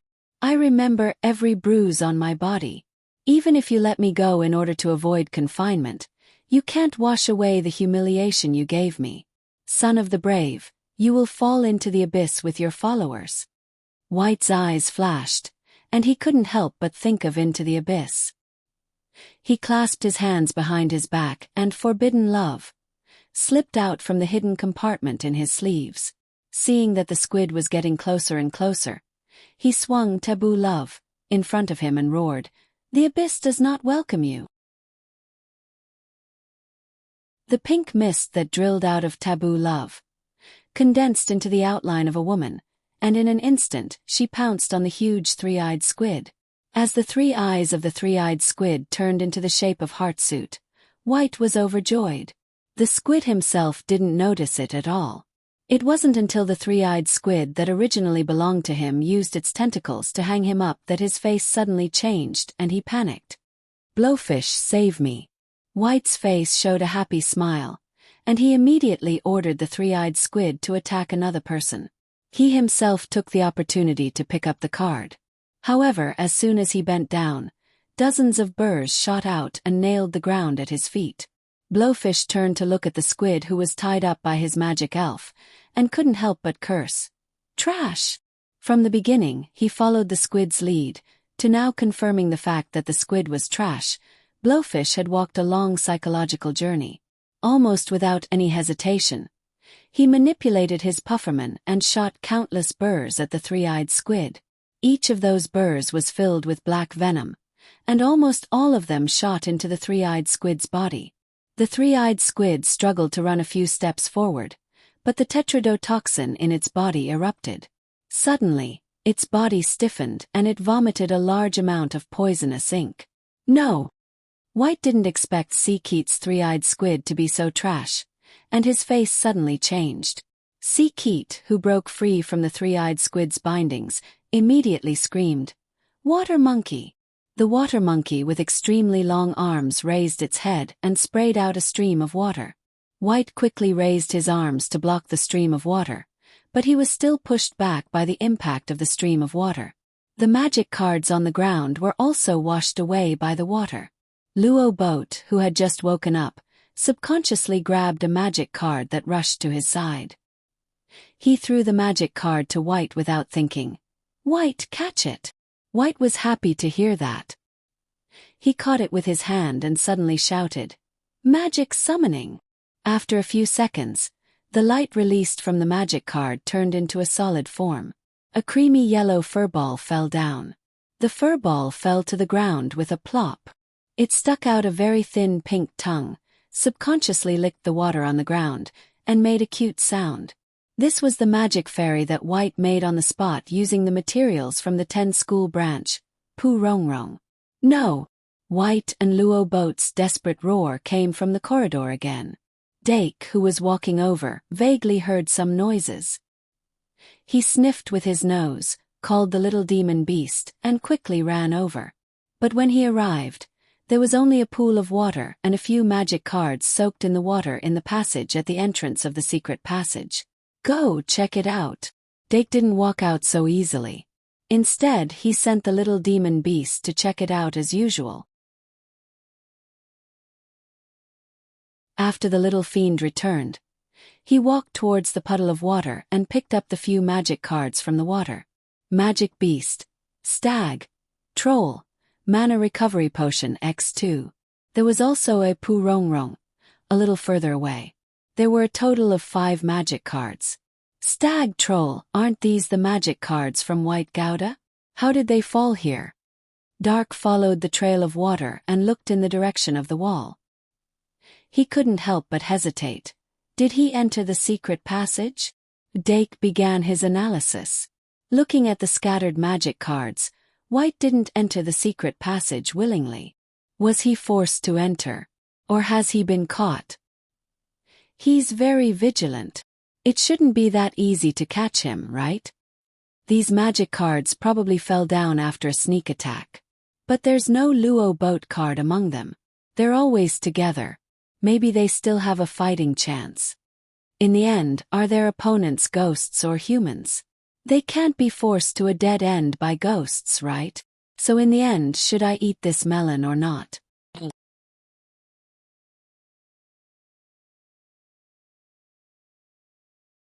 Chapter 104.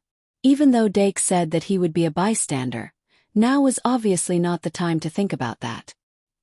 He only thought for a moment, then gave the little fiend a look, found the entrance to the secret passage, and injected magic power. As the wall rippled like water, the little fiend plunged its head in. A few seconds later, it poked its head out of the wall again. Safe! Dake flashed and immediately went in.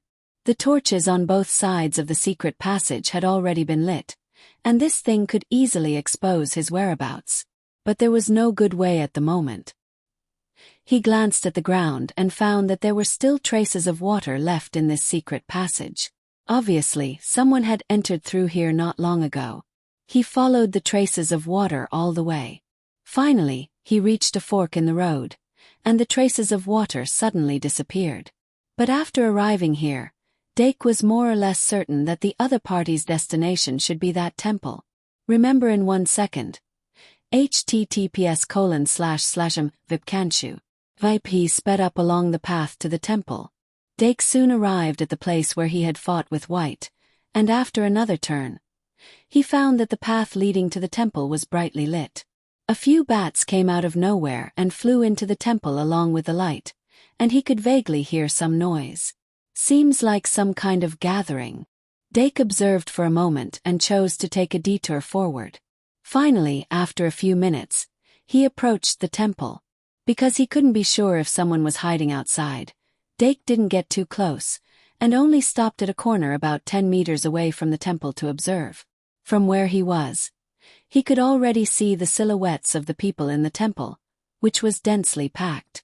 Is it that Marina order? Dake's mind moved slightly, and he realized that White was probably captured and brought here by the order. Although he didn't know much about the order. In fact, as long as he used his brain, he could more or less figure out what this order would do. Worship, sacrifice, or something else. Roar. Suddenly, the roar of a behemoth that seemed to penetrate the entire castle burst out from above.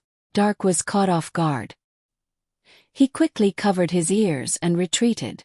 Then, the same penetrating dragon's roar resounded through the night sky, startling the students in the castle. Dake didn't know what was going on, but he saw that the people in the temple were also startled, and a few people even rushed out, but retreated after a moment. The roar from above was suddenly cut off, and the surroundings became deathly silent again. Dake stuck to the wall and held his breath. After a moment, he regained his calmness. Then, he quickly realized that there was no one hiding outside of the temple. As for the beastly roar coming from above, it was very likely that the final boss of the 9th floor of the castle had been summoned. Every year on Halloween, there would be such a routine. This was not strange. Dark sent out the little demon beast to scout the way. After confirming that there was no one hiding outside, he stuck close to the wall and carefully groped his way to the entrance of the shrine. Here the sounds inside, the sound of the temple, although it's Dake to the temple, the entrance takes access to the temple, Dake to the marina. He had some guesses about the church's behavior, but he didn't expect them to do this to students. Since Professor Kazair has already investigated, he shouldn't have allowed this to happen. But the truth was right in front of him, and he had to believe it. With a cursory glance, he could see that there were more than 10 pairs of male and female students tied up inside. Dake immediately saw Luo Boat, who was the outermost. He was tied up with another girl, and his mouth was stuffed with a rag, but he seemed to be in good condition. His eyes were wide open, and he looked quite imposing. Keet, who was wearing a squid skin, was standing in front of him, her chin pointing at him. Unfortunately, Dake couldn't find White among them. He didn't know if she was tied up in another corner. Apart from Keet, who was in charge of guarding the captives, the other members of the church were busy. They drew extremely complicated magic circuits around the goddess's statue, and placed magic candles with special patterns on the nodes of the circuits. After the setup was completed, a member of the church wearing an eel head walked over, sizing up Luo Boat and the girl behind him with interest. She asked curiously, "Are these the couples you caught?" Keet said proudly, "Don't worry, they definitely meet the standards." Miss Haishan nodded slightly. "That's good. After tonight, everything will change." Keet was also excited. "As long as the goddess is resurrected, we will be her most devout followers, and they will sing praises to our names." Miss Haishan smiled. "I don't have such big ambitions. I'll be satisfied if all the heartless people in the world die." Keet was speechless. After a while, a person wearing a Hai Xing skin appeared in Dake's field of vision. After circling around the couples, he reached down, and a magic card appeared at his fingertips. Magic summon. The last bit of sound from the couples disappeared. It was the silence card. This discovery made Dake even more vigilant. Those who were able to refine the silence card were definitely the cream of the crop among the senior students. It seemed that not all the members of the church were as useless as Si Keat. Mr. Hai Xing didn't stop there. He then took out an extremely small bottle. His lips squirmed a few times, and a drop of sparkling and translucent liquid was produced from the bottle. Among the tied couples, one of them seemed to recognize the origin of this drop of liquid, and suddenly struggled and roared. But his voice had already been silenced by the silence card, and not a trace of it could be heard. Mr. Hai Xing pursed his lips and smiled. As expected of Antonio, you even recognize the soulless water. That person struggled even more fiercely. But Mr. Hai Xing then flicked his finger, and that drop of soulless water was shot into that person's forehead. That person stopped struggling in an instant, and his pupils dilated as he lost consciousness. Dake, who was hiding outside, frowned. He realized that he had encountered a blind spot in his knowledge. What exactly was the soulless water? It seemed that he wasn't the only one. Apart from Antonio and the 16 members of the church, the others obviously didn't know what the soulless water was. But this didn't stop them from struggling desperately after seeing what happened to Antonio. A few of them even succeeded in breaking the ropes, and pounced on the members of the church. But without a magic card, they were suppressed again after only 2 minutes. Mr. Hai Xing dripped the soulless water on their foreheads one by one. As the soulless water seeped into their brains, everyone lost consciousness. Even though Dake wanted to make a move many times, his rational mind prevailed, and he finally restrained himself.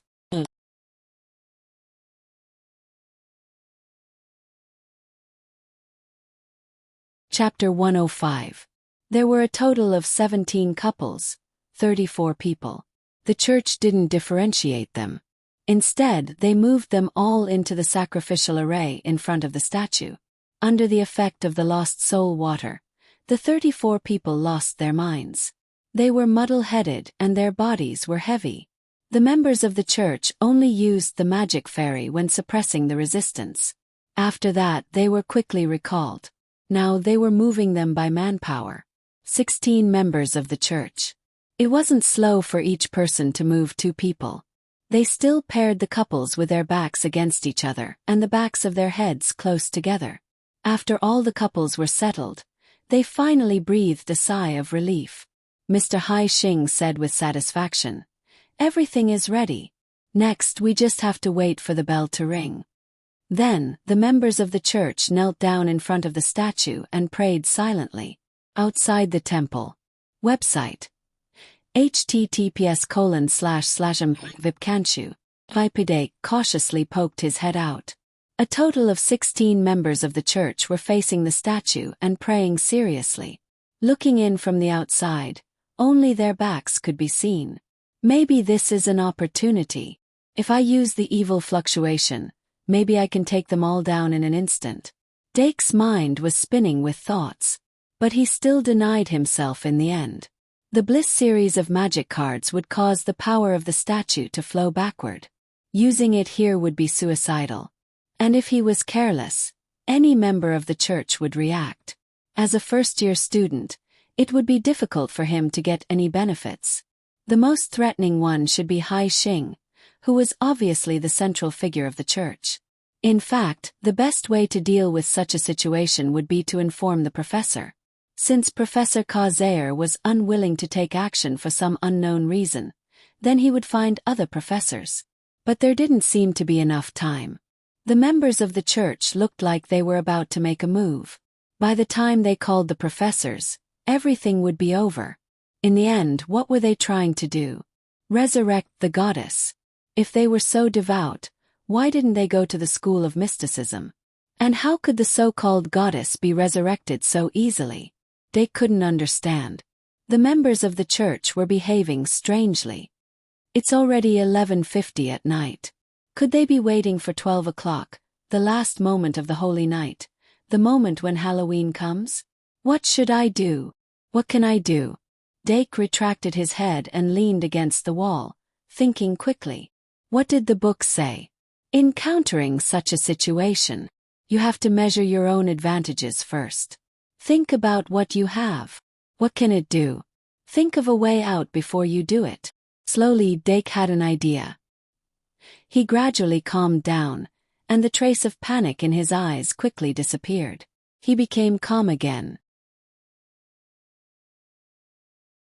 Before this, he had never thought that his psychological quality had improved to such an extent, whether it was in his previous life or in this life. He was not a person who could think calmly under a dangerous situation. But now he seemed to be able to separate his emotions and think objectively. There was no use being timid. Anger only had the opposite effect. He was like a child who had suddenly barged into a slaughterhouse. He was about to snatch the butcher's knife from his master's hands. Time trickled by. At first, the members of the church prayed silently, but gradually they started praying loudly. What came out of their mouths were words and prayers that had never been heard before. Clear and fast, sacred and beautiful. Everyone's prayers seemed to be different. It was like every instrument group in a symphony. Every group had its own rhythm, but when combined, they formed an extreme melody. The prayers of the members of the church became a sacred song. One by one, the incantations became tangible and danced around the statue. They were white, black, and gold incantations, mixed with a charming pink. Wisps of fog gradually rose. It was the light pink fog that seeped out of the statue. The fog gradually spread and accumulated at the bottom of the temple. Dake poked his head out again and couldn't help but hold his breath. From his perspective, he could clearly see. The members of the church who were kneeling in front of the statue had a large amount of fog crawling up their bodies. The parts that danced like snakes drilled into their ears, nose, mouth, and even every orifice of their bodies. Then it drilled out again. It was like they were being baptized by the goddess, but it was more like they were being brainwashed by the goddess. Dake's eyebrows twitched. He found that the fog had spread to the 34 couples. It was like carefully probing. First it drew out a little bit. It went in from the left ear and out from the right ear. It connected a man and a woman. Some people had a reaction. Some people didn't have a reaction. The fog threw away the people who didn't have a reaction and wrapped around the people who had a reaction. It was 7 pairs of generals, a total of 14 people. The fog increased its strength. Traces of transparent liquid substance were brought out by the fog that shuttled between the ears. It formed a bubble-like accumulation of liquid beside the people's ears. This made Dake involuntarily think of the antique shop on Traveller Street. The scene where old John used the iron hook of fate to hook his distracting thoughts out of his mind. And the liquid substance that was being drawn out by the fog seemed to be similar. Because his understanding was limited, Dake could only guess. As more and more liquid substances were being drawn out, the liquid substance that belonged to each man and woman attracted each other. They were like bubbles in the water, floating up to the top of the head little by little and merging in the middle of each couple, forming a big bubble. The surface of the bubbles was uneven, like reliefs on the wall. The deeds of people rose and fell in them, like a merry-go-round. In a small temple that had been silent for countless years, 2 rows of torches burned on the wall, and the flames flickered. The pure white and sacred statue emitted a soft halo. The pink fog was gradually filling the air. 16 believers wearing marine leather clothes were praying devoutly. A beautiful melody echoed in the temple. Above the people who were sacrificed, 7 transparent bubbles that were getting bigger and bigger rolled in the air, in a direction that Dake couldn't see. The faces of the 7 couples showed happy expressions. Suddenly, in the complicated magic circle with the statue as the center, dozens of red candles lit up without warning. The flames were thin to thick. The oil of the candles dripped down the candles. The ceiling of the temple reflected the light of the candles like a mirror. Circle after circle of fire flickered in it. The light suddenly shone like the ripples on the surface of a water droplet, spreading out in all directions. The entire ceiling flickered with a layer of silver light. Then, the ceiling disappeared. Instead, it was replaced by the clear night sky and the bright moon. The statue of the goddess opened its eyes the moment the moonlight shone.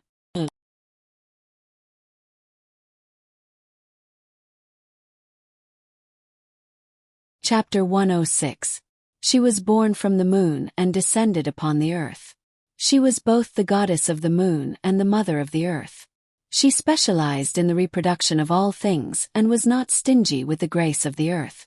She was the most beautiful goddess, the ruler of the night. Her beauty was eternal. She was sacred and noble, in charge of fertility, reproduction, and love. Khazair closed the book and closed his eyes. The flower card engraved with memories lay on the top right corner of the table. Strands of green light were drawn out, weaving into green roses. At the top of the spiral clock tower in the center of the castle, remember the website, Vipkanshu. VP Professor Didi Makesiway floated in the air, gently flapping her wings like a butterfly. The wrinkles on her forehead were as deep as knife carvings, and 2 incomplete moons were reflected in her eyes. 3 more minutes. She lowered her head and looked around the castle. When the clock struck 12, all the ghosts and monsters would disappear. Panduola summoned the final boss, Bichimos. There were only 3 minutes left. Principal Aerti and the others had already arrived at the banquet hall on the first floor, waiting for the clock to strike 12. The students would pour into the hall one after another, starting the second half of the masquerade ball. Eldest Princess Elisha sat beside the principal, chuckling and chatting about daily life. Professor Thompson and Professor Cheong-si were talking, while Professor Li was sprawled on the table like a salted fish. Inside the secret chamber of the temple, Dake, who was peeping into the temple, was uncontrollably attracted to the statue of the goddess. He raised his eyelids and saw the whole process of the statue opening and closing her eyes. Their gazes collided at the first moment. That moment, the mist that shrouded her eyes suddenly dispersed, revealing a pair of eyes that were as gentle as water. In just an instant, they became evil and ferocious. The delicate face, as white as jade, also became as ferocious and terrifying as an evil spirit in an instant. Ah! Dake was frightened and quickly retracted his gaze. But when he regained his senses and looked again, whether it was the eyes or the face, they were still holy and dignified as if they had never changed. But the quiet and beautiful ceremony under the moonlight had already lost its color. The hourglass of time flowed backwards. Dake's gaze pierced through the ceiling and saw the night sky outside the castle. Even though it looked like a mirror, the moonlight shone through the mirror into the temple hidden in the secret passage of the castle. The light shone on the statue of the goddess, reflecting a bright white light. Occasionally, when he looked up, he could see a white dragon dancing in the sky. And the legendary monster, Bichimos, the lord of the beasts. There were only 2 minutes left. Dake walked out from behind the wall. The change in that instant just now. Instead, he made up his mind. The little devil beast flew beside him. A light pink magic card appeared between Dake's 2 fingers. Bliss, 92. There was still plenty of time. The pink fog was like a spider web, binding the 16 pious praying members of the Marine Industry Order. The 34 people who were captured as living sacrifices were injected with the soulless water. They would lose consciousness for a short period of time. At the same time, the bond between the soul and the body would become loose. Their thinking matter would become unstable, and it would be easier for them to be separated from the brain. Humans injected with the soulless water were the perfect seedbed for the devil's parasitism. In the era when the devil race still existed, the soulless water was the most commonly used drug when the devil race conducted experiments on living beings. But this drug was completely banned at the beginning of the new era. Unknowingly, in this area, It seemed that Dake was the only one who could still move. He walked into the temple and slightly closed the distance between him and the statue. As far as he could see, 7 spheres formed by liquid substances were rolling violently. The closer he got, the clearer he could see the past reflected in the transparent water spheres. It was the whole process of 7 couples from knowing each other, to knowing each other, and to falling in love. If a person could find true love in his life, it would be very precious. They were all rare treasures. Dake had thought of poking them, but he didn't do it in the end. How much longer? It should be soon. His eyes glanced at the night sky above the mirror. The moonlight tonight was beautiful. 1 more minute. Hiss! Among the 34 living sacrifices, there was a strange movement. To Dake's surprise, a girl with short black hair wearing a vampire countess suit stood up like a marionette under the influence of the pink mist. The girl's eyes were still clear, but they were filled with fear. She didn't seem to be affected by the soulless water like the others. It was even possible that she was deliberately captured and was waiting for an opportunity to act. However, the magic card that she regarded as a treasure betrayed her at the most critical moment. The pink mist released from the magic card stuck to her body like spider silk. At this time, it controlled her limbs and pounced on the night prince wearing a black crow mask who had appeared in the temple out of nowhere. Roar! She wanted to speak, but the only thing that came out of her throat was a beast-like roar. She knew that she was pouncing on the person who was most likely to be her savior. But she could only watch as she tore him into pieces. Oh woo! The vampire girl suddenly let out a scream. The merciless blow from the Prince of the Dark Night shattered her fantasy. Then, he hit her with his knee from below. Bang! After all, he had received training from the Valkyrie, very short. No matter how weak Dake was, he wasn't someone that a weak girl could easily get close to. He didn't even summon the magic fairy and got rid of the poor girl who was controlled by the pink mist. He kicked the girl who had completely lost her ability to move to the side. Dake's eyes became more and more serious. He even used this method. It seems that the time is almost up.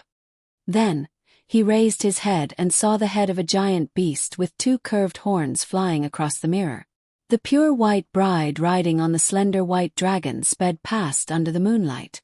The clock struck 12. In an instant, the moonlight above the castle suddenly shrank.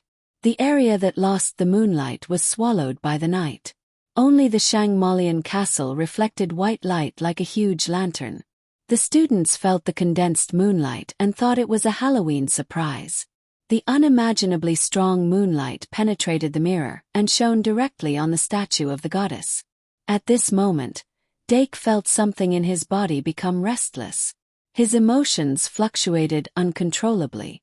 It was like looking at the full moon at a very close distance in astronomy class.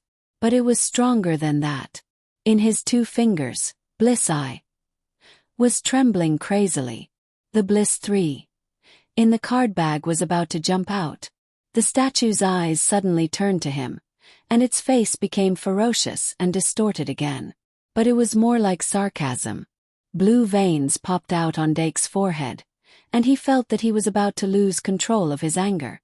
He immediately activated Bliss Eye, and used this Bliss Eye as a medium to communicate with Bliss in the statue's body. As expected, Bliss flowed into his body like water. Dake stared at the statue's expression. He found that the statue's expression did indeed twitch. Magic summoning. At this moment, Dake endured the bliss, pouring in and activated Bliss Eye with a normal summoning spell. He tried to guide the bliss that poured into the little devil beast. The first time he encountered this, he used the bad idea of destroying the magic card because he was too panicked. But this time he came prepared. It was better to guide according to the situation than to block it. After all, the statue was just a statue. The bliss that flowed out of its body, through Bliss Eye as a medium, flowed into the little devil beast's body. At the same time, The statue bathed in the strong moonlight was also crazily absorbing the essence of the moon. She suddenly opened her mouth. The liquid balls produced by the 7 couples were suddenly sucked up by her. Holy night, worship, sacrifice. The ritual was still in progress. The power of longing, the power of bliss. The power of moonlight. There was also some kind of original power that remained in the statue itself. These various powers were constantly fusing and fermenting in the statue's body. A corner of the fog that had long been buried in the dust of history was revealed. The old ruler leaked a trace of aura from his eternal slumber. The entire Shangmolian castle was shaken. Principal Aertii, who was waiting in the banquet hall, suddenly slammed the table and stood up. Anna and Enchi, who were still running around in the castle corridor, were instantly surrounded by the light circle released by the fairies. They were forcibly brought to Principal Aertii's side. Professor Shi Erfu, Professor Thompson, Professor Cheong Si. Almost all the Shangmolian professors showed a solemn expression. Only Professor Li raised his head to take a look, then curled his lips and lay down. Pan Duola, who had successfully killed the final boss Bichimos at the last second, suddenly lowered her head and looked somewhere in the castle. The white dragon that was connected to her heart let out a long dragon roar. Professor Ka Zaire packed up his books, stood up and walked out of the office step by step. Inside the temple, Dake held Bliss Eye high and continuously guided the power of the goddess to the little fiend. Under the infusion of a huge amount of power, the little fiend's forehead shone with a strong light, and the emblem of the great sin, clearer and brighter than before, appeared. A steady stream of power was absorbed by the emblem of the great sin. With the emblem as the core, the little fiend's entire body began to turn into light, and finally formed a huge luminous body. Its life structure had undergone an earth-shattering change. The little fiend in the form of a bat gradually transformed into a black cat that hugged its knees like a baby and curled up into a ball. A trace of excitement flashed in Dake's eyes. His original purpose was to absorb the energy in the statue at the most critical moment, so that it would suffer a backlash during the ritual. But now, it seemed that the situation was developing in an unpredictable direction. Good, bad. He couldn't predict. But the evolution of the little fiend hadn't stopped. In the huge luminous body, the black cat that was curled up into a ball stretched its limbs under the infusion of a steady stream of energy, and its entire body was rapidly transforming into the form of a human female. It was the noble and powerful fallen angel, the embodiment of sex appeal and beauty, and the extremely flirtatious digital beast, Demoness. Heartsuit, thank you for your subscriptions, tickets, and followings. Heartsuit.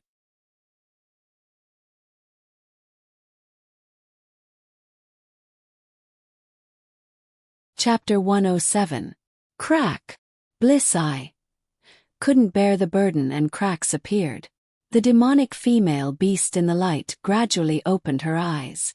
They were scarlet red like blood, but there was a seductive aura flowing in her eyes. As the incarnation of evil born from the convergence of high-purity dark energy, the demonic female beast's personality was very arrogant and easily angered. The cloth on her left shoulder had its own will and could even speak human language, but it would remain silent in front of others. Her wing-like black cloak, although broken, could carry her to fly at high speed. Her left claw was huge and dangerous, and it could be transformed into a spear to pierce through the enemy. Information about the demonic female beast flashed through Dake's mind. 1 second to remember https://m. Vipkanshu. VIP. Although his understanding of digital beasts was actually very limited, the demonic female beast, as a superhuman digital beast in the original work, left a deep impression on him. However, the demonic female beast in front of him gave him a slightly different feeling from his impression. Arrogant and irritable. No, there was no such thing. There was only charm and seductiveness. As Bliss Eye shattered into pieces, the transmission and transfer of power came to an abrupt end. The demonic female beast shook her arms and landed lightly on the ground. Her body was soft, her waist was slender, and her toes touched the ground silently. The seductive aura in her eyes gradually faded, but she was still so gentle as if water was dripping out. At first, Dake was worried that the demonic female beast would be out of control like the Heidi Road beast. But he soon realized that this worry was completely unnecessary, because the demonic female beast was indeed out of control. Just like the Heidi Road beast. After the initial confusion, the demonic female beast smelled the scent of her master. She suddenly turned around and then bloomed a flower-like smile. Her eyes were full of the appearance of her master.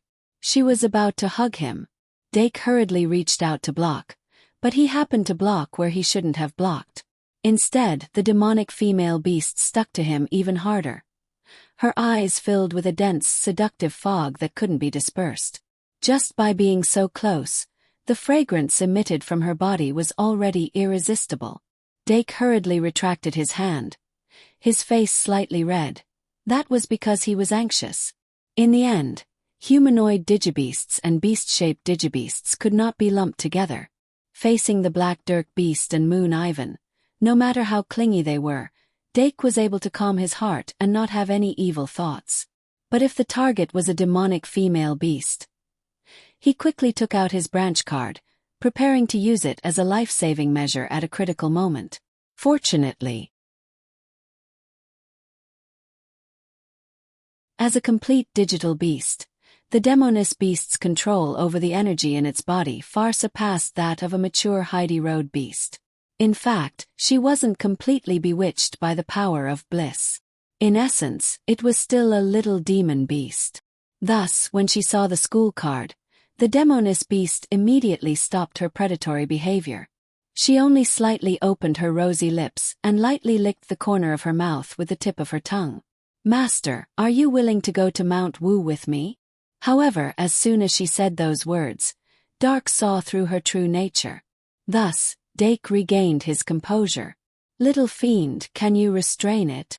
The demonic woman beast narrowed her eyes and felt it for a moment. Then she opened her eyes and said, "It's different from when I evolved into a Black Dirk beast. There are some other substances in it that prevent me from sinking. Must be the moonlight." Dake raised his head and looked at the ceiling.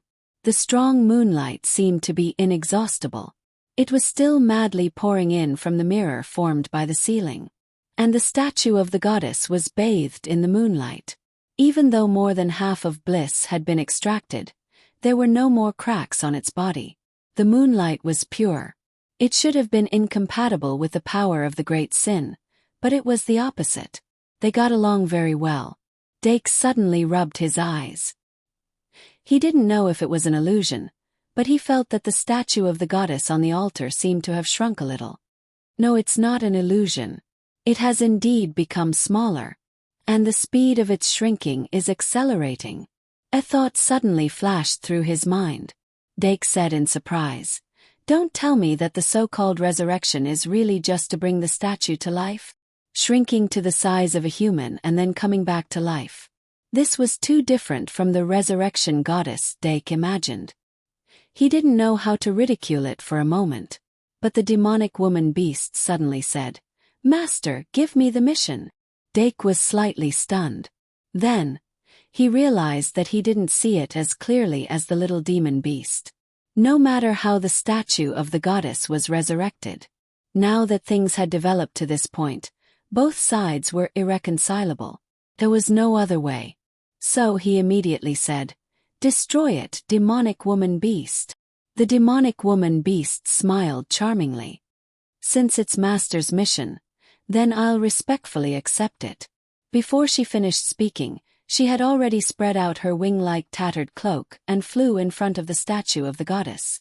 Dark wave. The moment she raised her arms, countless bat-like dark matter was suddenly released.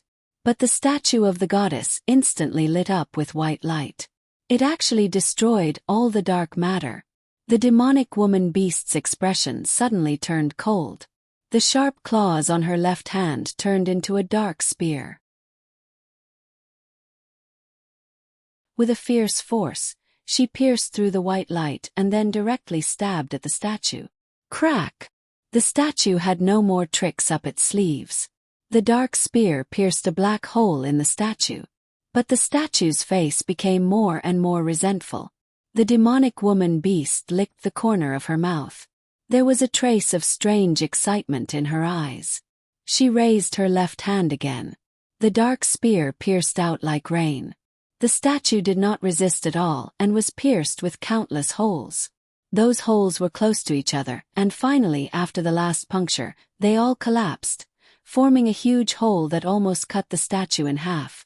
Through the huge hole, one could only see the endless darkness inside the statue that was like an abyss that could not be looked at directly. Blasphemer! The dignified statue finally let out a scream.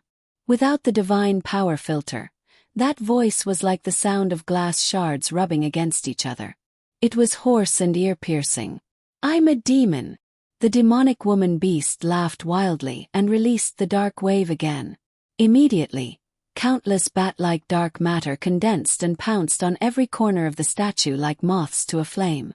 The outer shell of the statue could not withstand the erosion of the bats at all. In the blink of an eye, it was nibbled away. When all the bats suddenly scattered, the statue of the goddess on the altar had already turned into a pitch-black object with only the outline of a human body. It was also at this moment that pitch-black object suddenly counterattacked. When the demonic woman beast was caught off guard, it completely covered her body, forming a huge, wriggling black block. The strong moonlight shining down from the mirror was still shining on that black block under the effect of the ritual. The ritual was still in progress. Dake, who was holding the school card, suddenly changed his expression.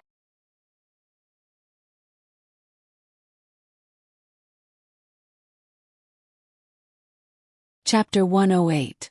It was just like how White couldn't summon a monster back after it went berserk. If a magus wanted to summon a familiar or a magic fairy back into the card, he needed to get a response from the familiar or the magic fairy. Once the familiar or the magic fairy was in a state where it couldn't respond, then he could only forcefully summon it back. And the prerequisite for forcefully summoning it back was that the magus magic power was higher than the magic fairy's. Dake desperately injected magic power into the branch card, but the signal couldn't be transmitted to the female demon beast. This made him feel very bad. The scene in front of him was too familiar. Generally, this situation was the beginning of depravity, parasitism, or even possession. Especially the moonlight was getting stronger and stronger, gradually converging to a point. It felt like the ritual had finally reached its end. First website. https://vipcanchu. Vape. Everything seemed to be settled. It didn't give Dake too much time to think. The melody formed by the Marine Order's prayers suddenly became high-pitched. The black lumps were also violently rolling like boiling water. Then, the last trace of the converged moonlight was absorbed cleanly. The black block suddenly stopped rolling. The world seemed to stand still at this moment. Only the melody became more and more high-pitched. Outside the castle, the night sky returned to its clarity. The moonlight was no longer converged. Everything seemed to have come to a moment when nothing had happened. However, the black block in the temple began to flow from top to bottom. The dark and dirty substance flowed to the ground and spread out like a pool of sewage. A trace of white light flowed out from the initial gap, and then bloomed. It was an extremely soft light that made people feel like they were bathed in the spring breeze. When this light shone on the body, there was an extremely comfortable feeling rising from the bottom of the heart, a heartfelt joy. The holy archangel with 8 pairs of snow-white wings was reborn from the dark sludge. "Little demon beast," Dake called out tentatively. But the fairy beast only raised her head slightly, the corners of her mouth curled up, and said, "I am the goddess of the moon, and also the mother of the earth." Dake was silent for a while, then burst out a few words. "No, you are just a fairy beast." The fairy beast, no, the moon goddess, did not show any signs of anger. Instead, she chuckled and said, "Appearances are but nothingness. The divinity of my root has already awakened." As she spoke, she stretched out her hand, and a ray of moonlight shot down. She pinched it in her hand and formed a moon god's arrow. That was the manifestation of the power of the moon.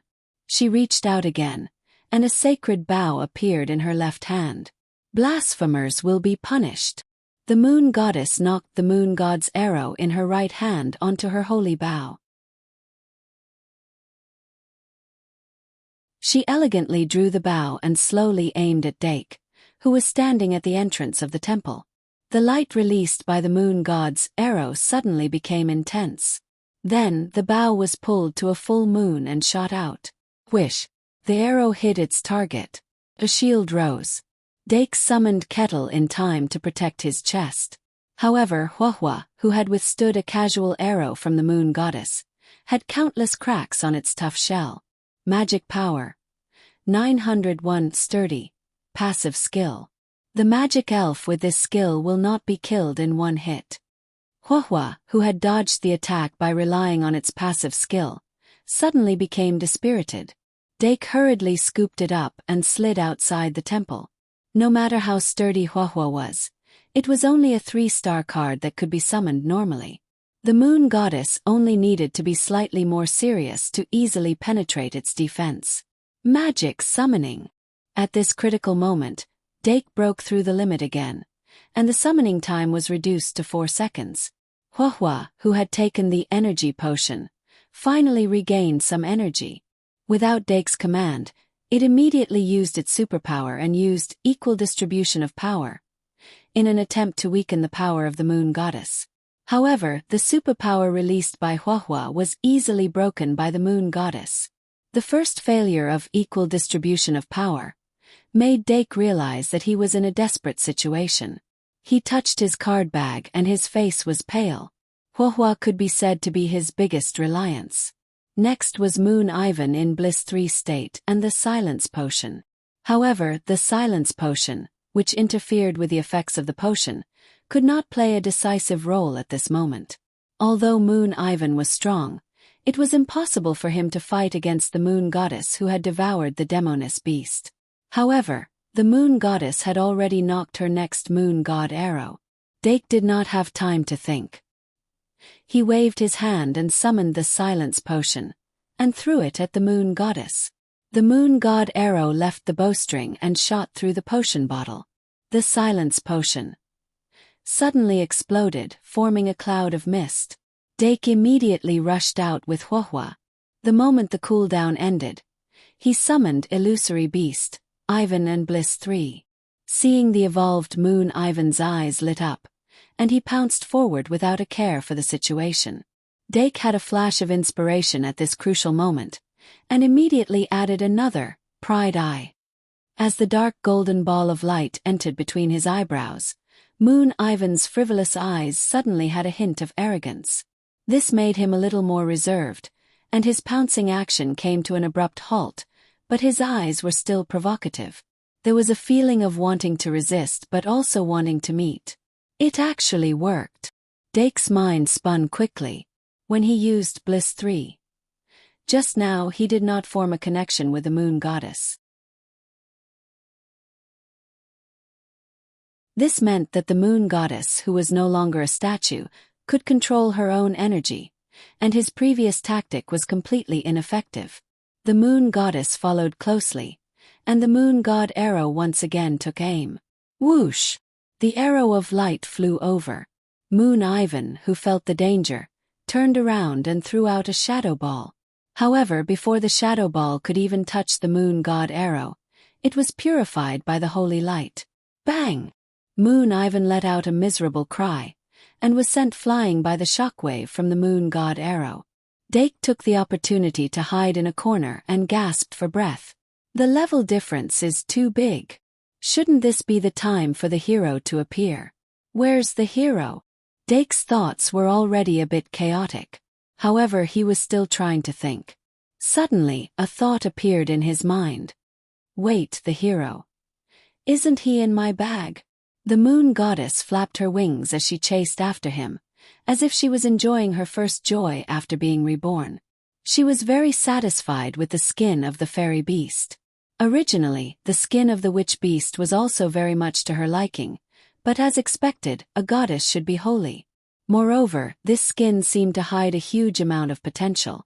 If she could dig out that potential, she instinctively felt that she would definitely be able to regain her past glory. Yes, at least 10 to 20%. Found him. Seeing the figure in front of her move, the moon goddess was delighted, and once again condensed a moon god arrow. However, what appeared in front of her was a glowing stag. You're tuning in to the Whispers of Romance YouTube channel. Don't forget to subscribe and join us on this journey to catch the most captivating stories.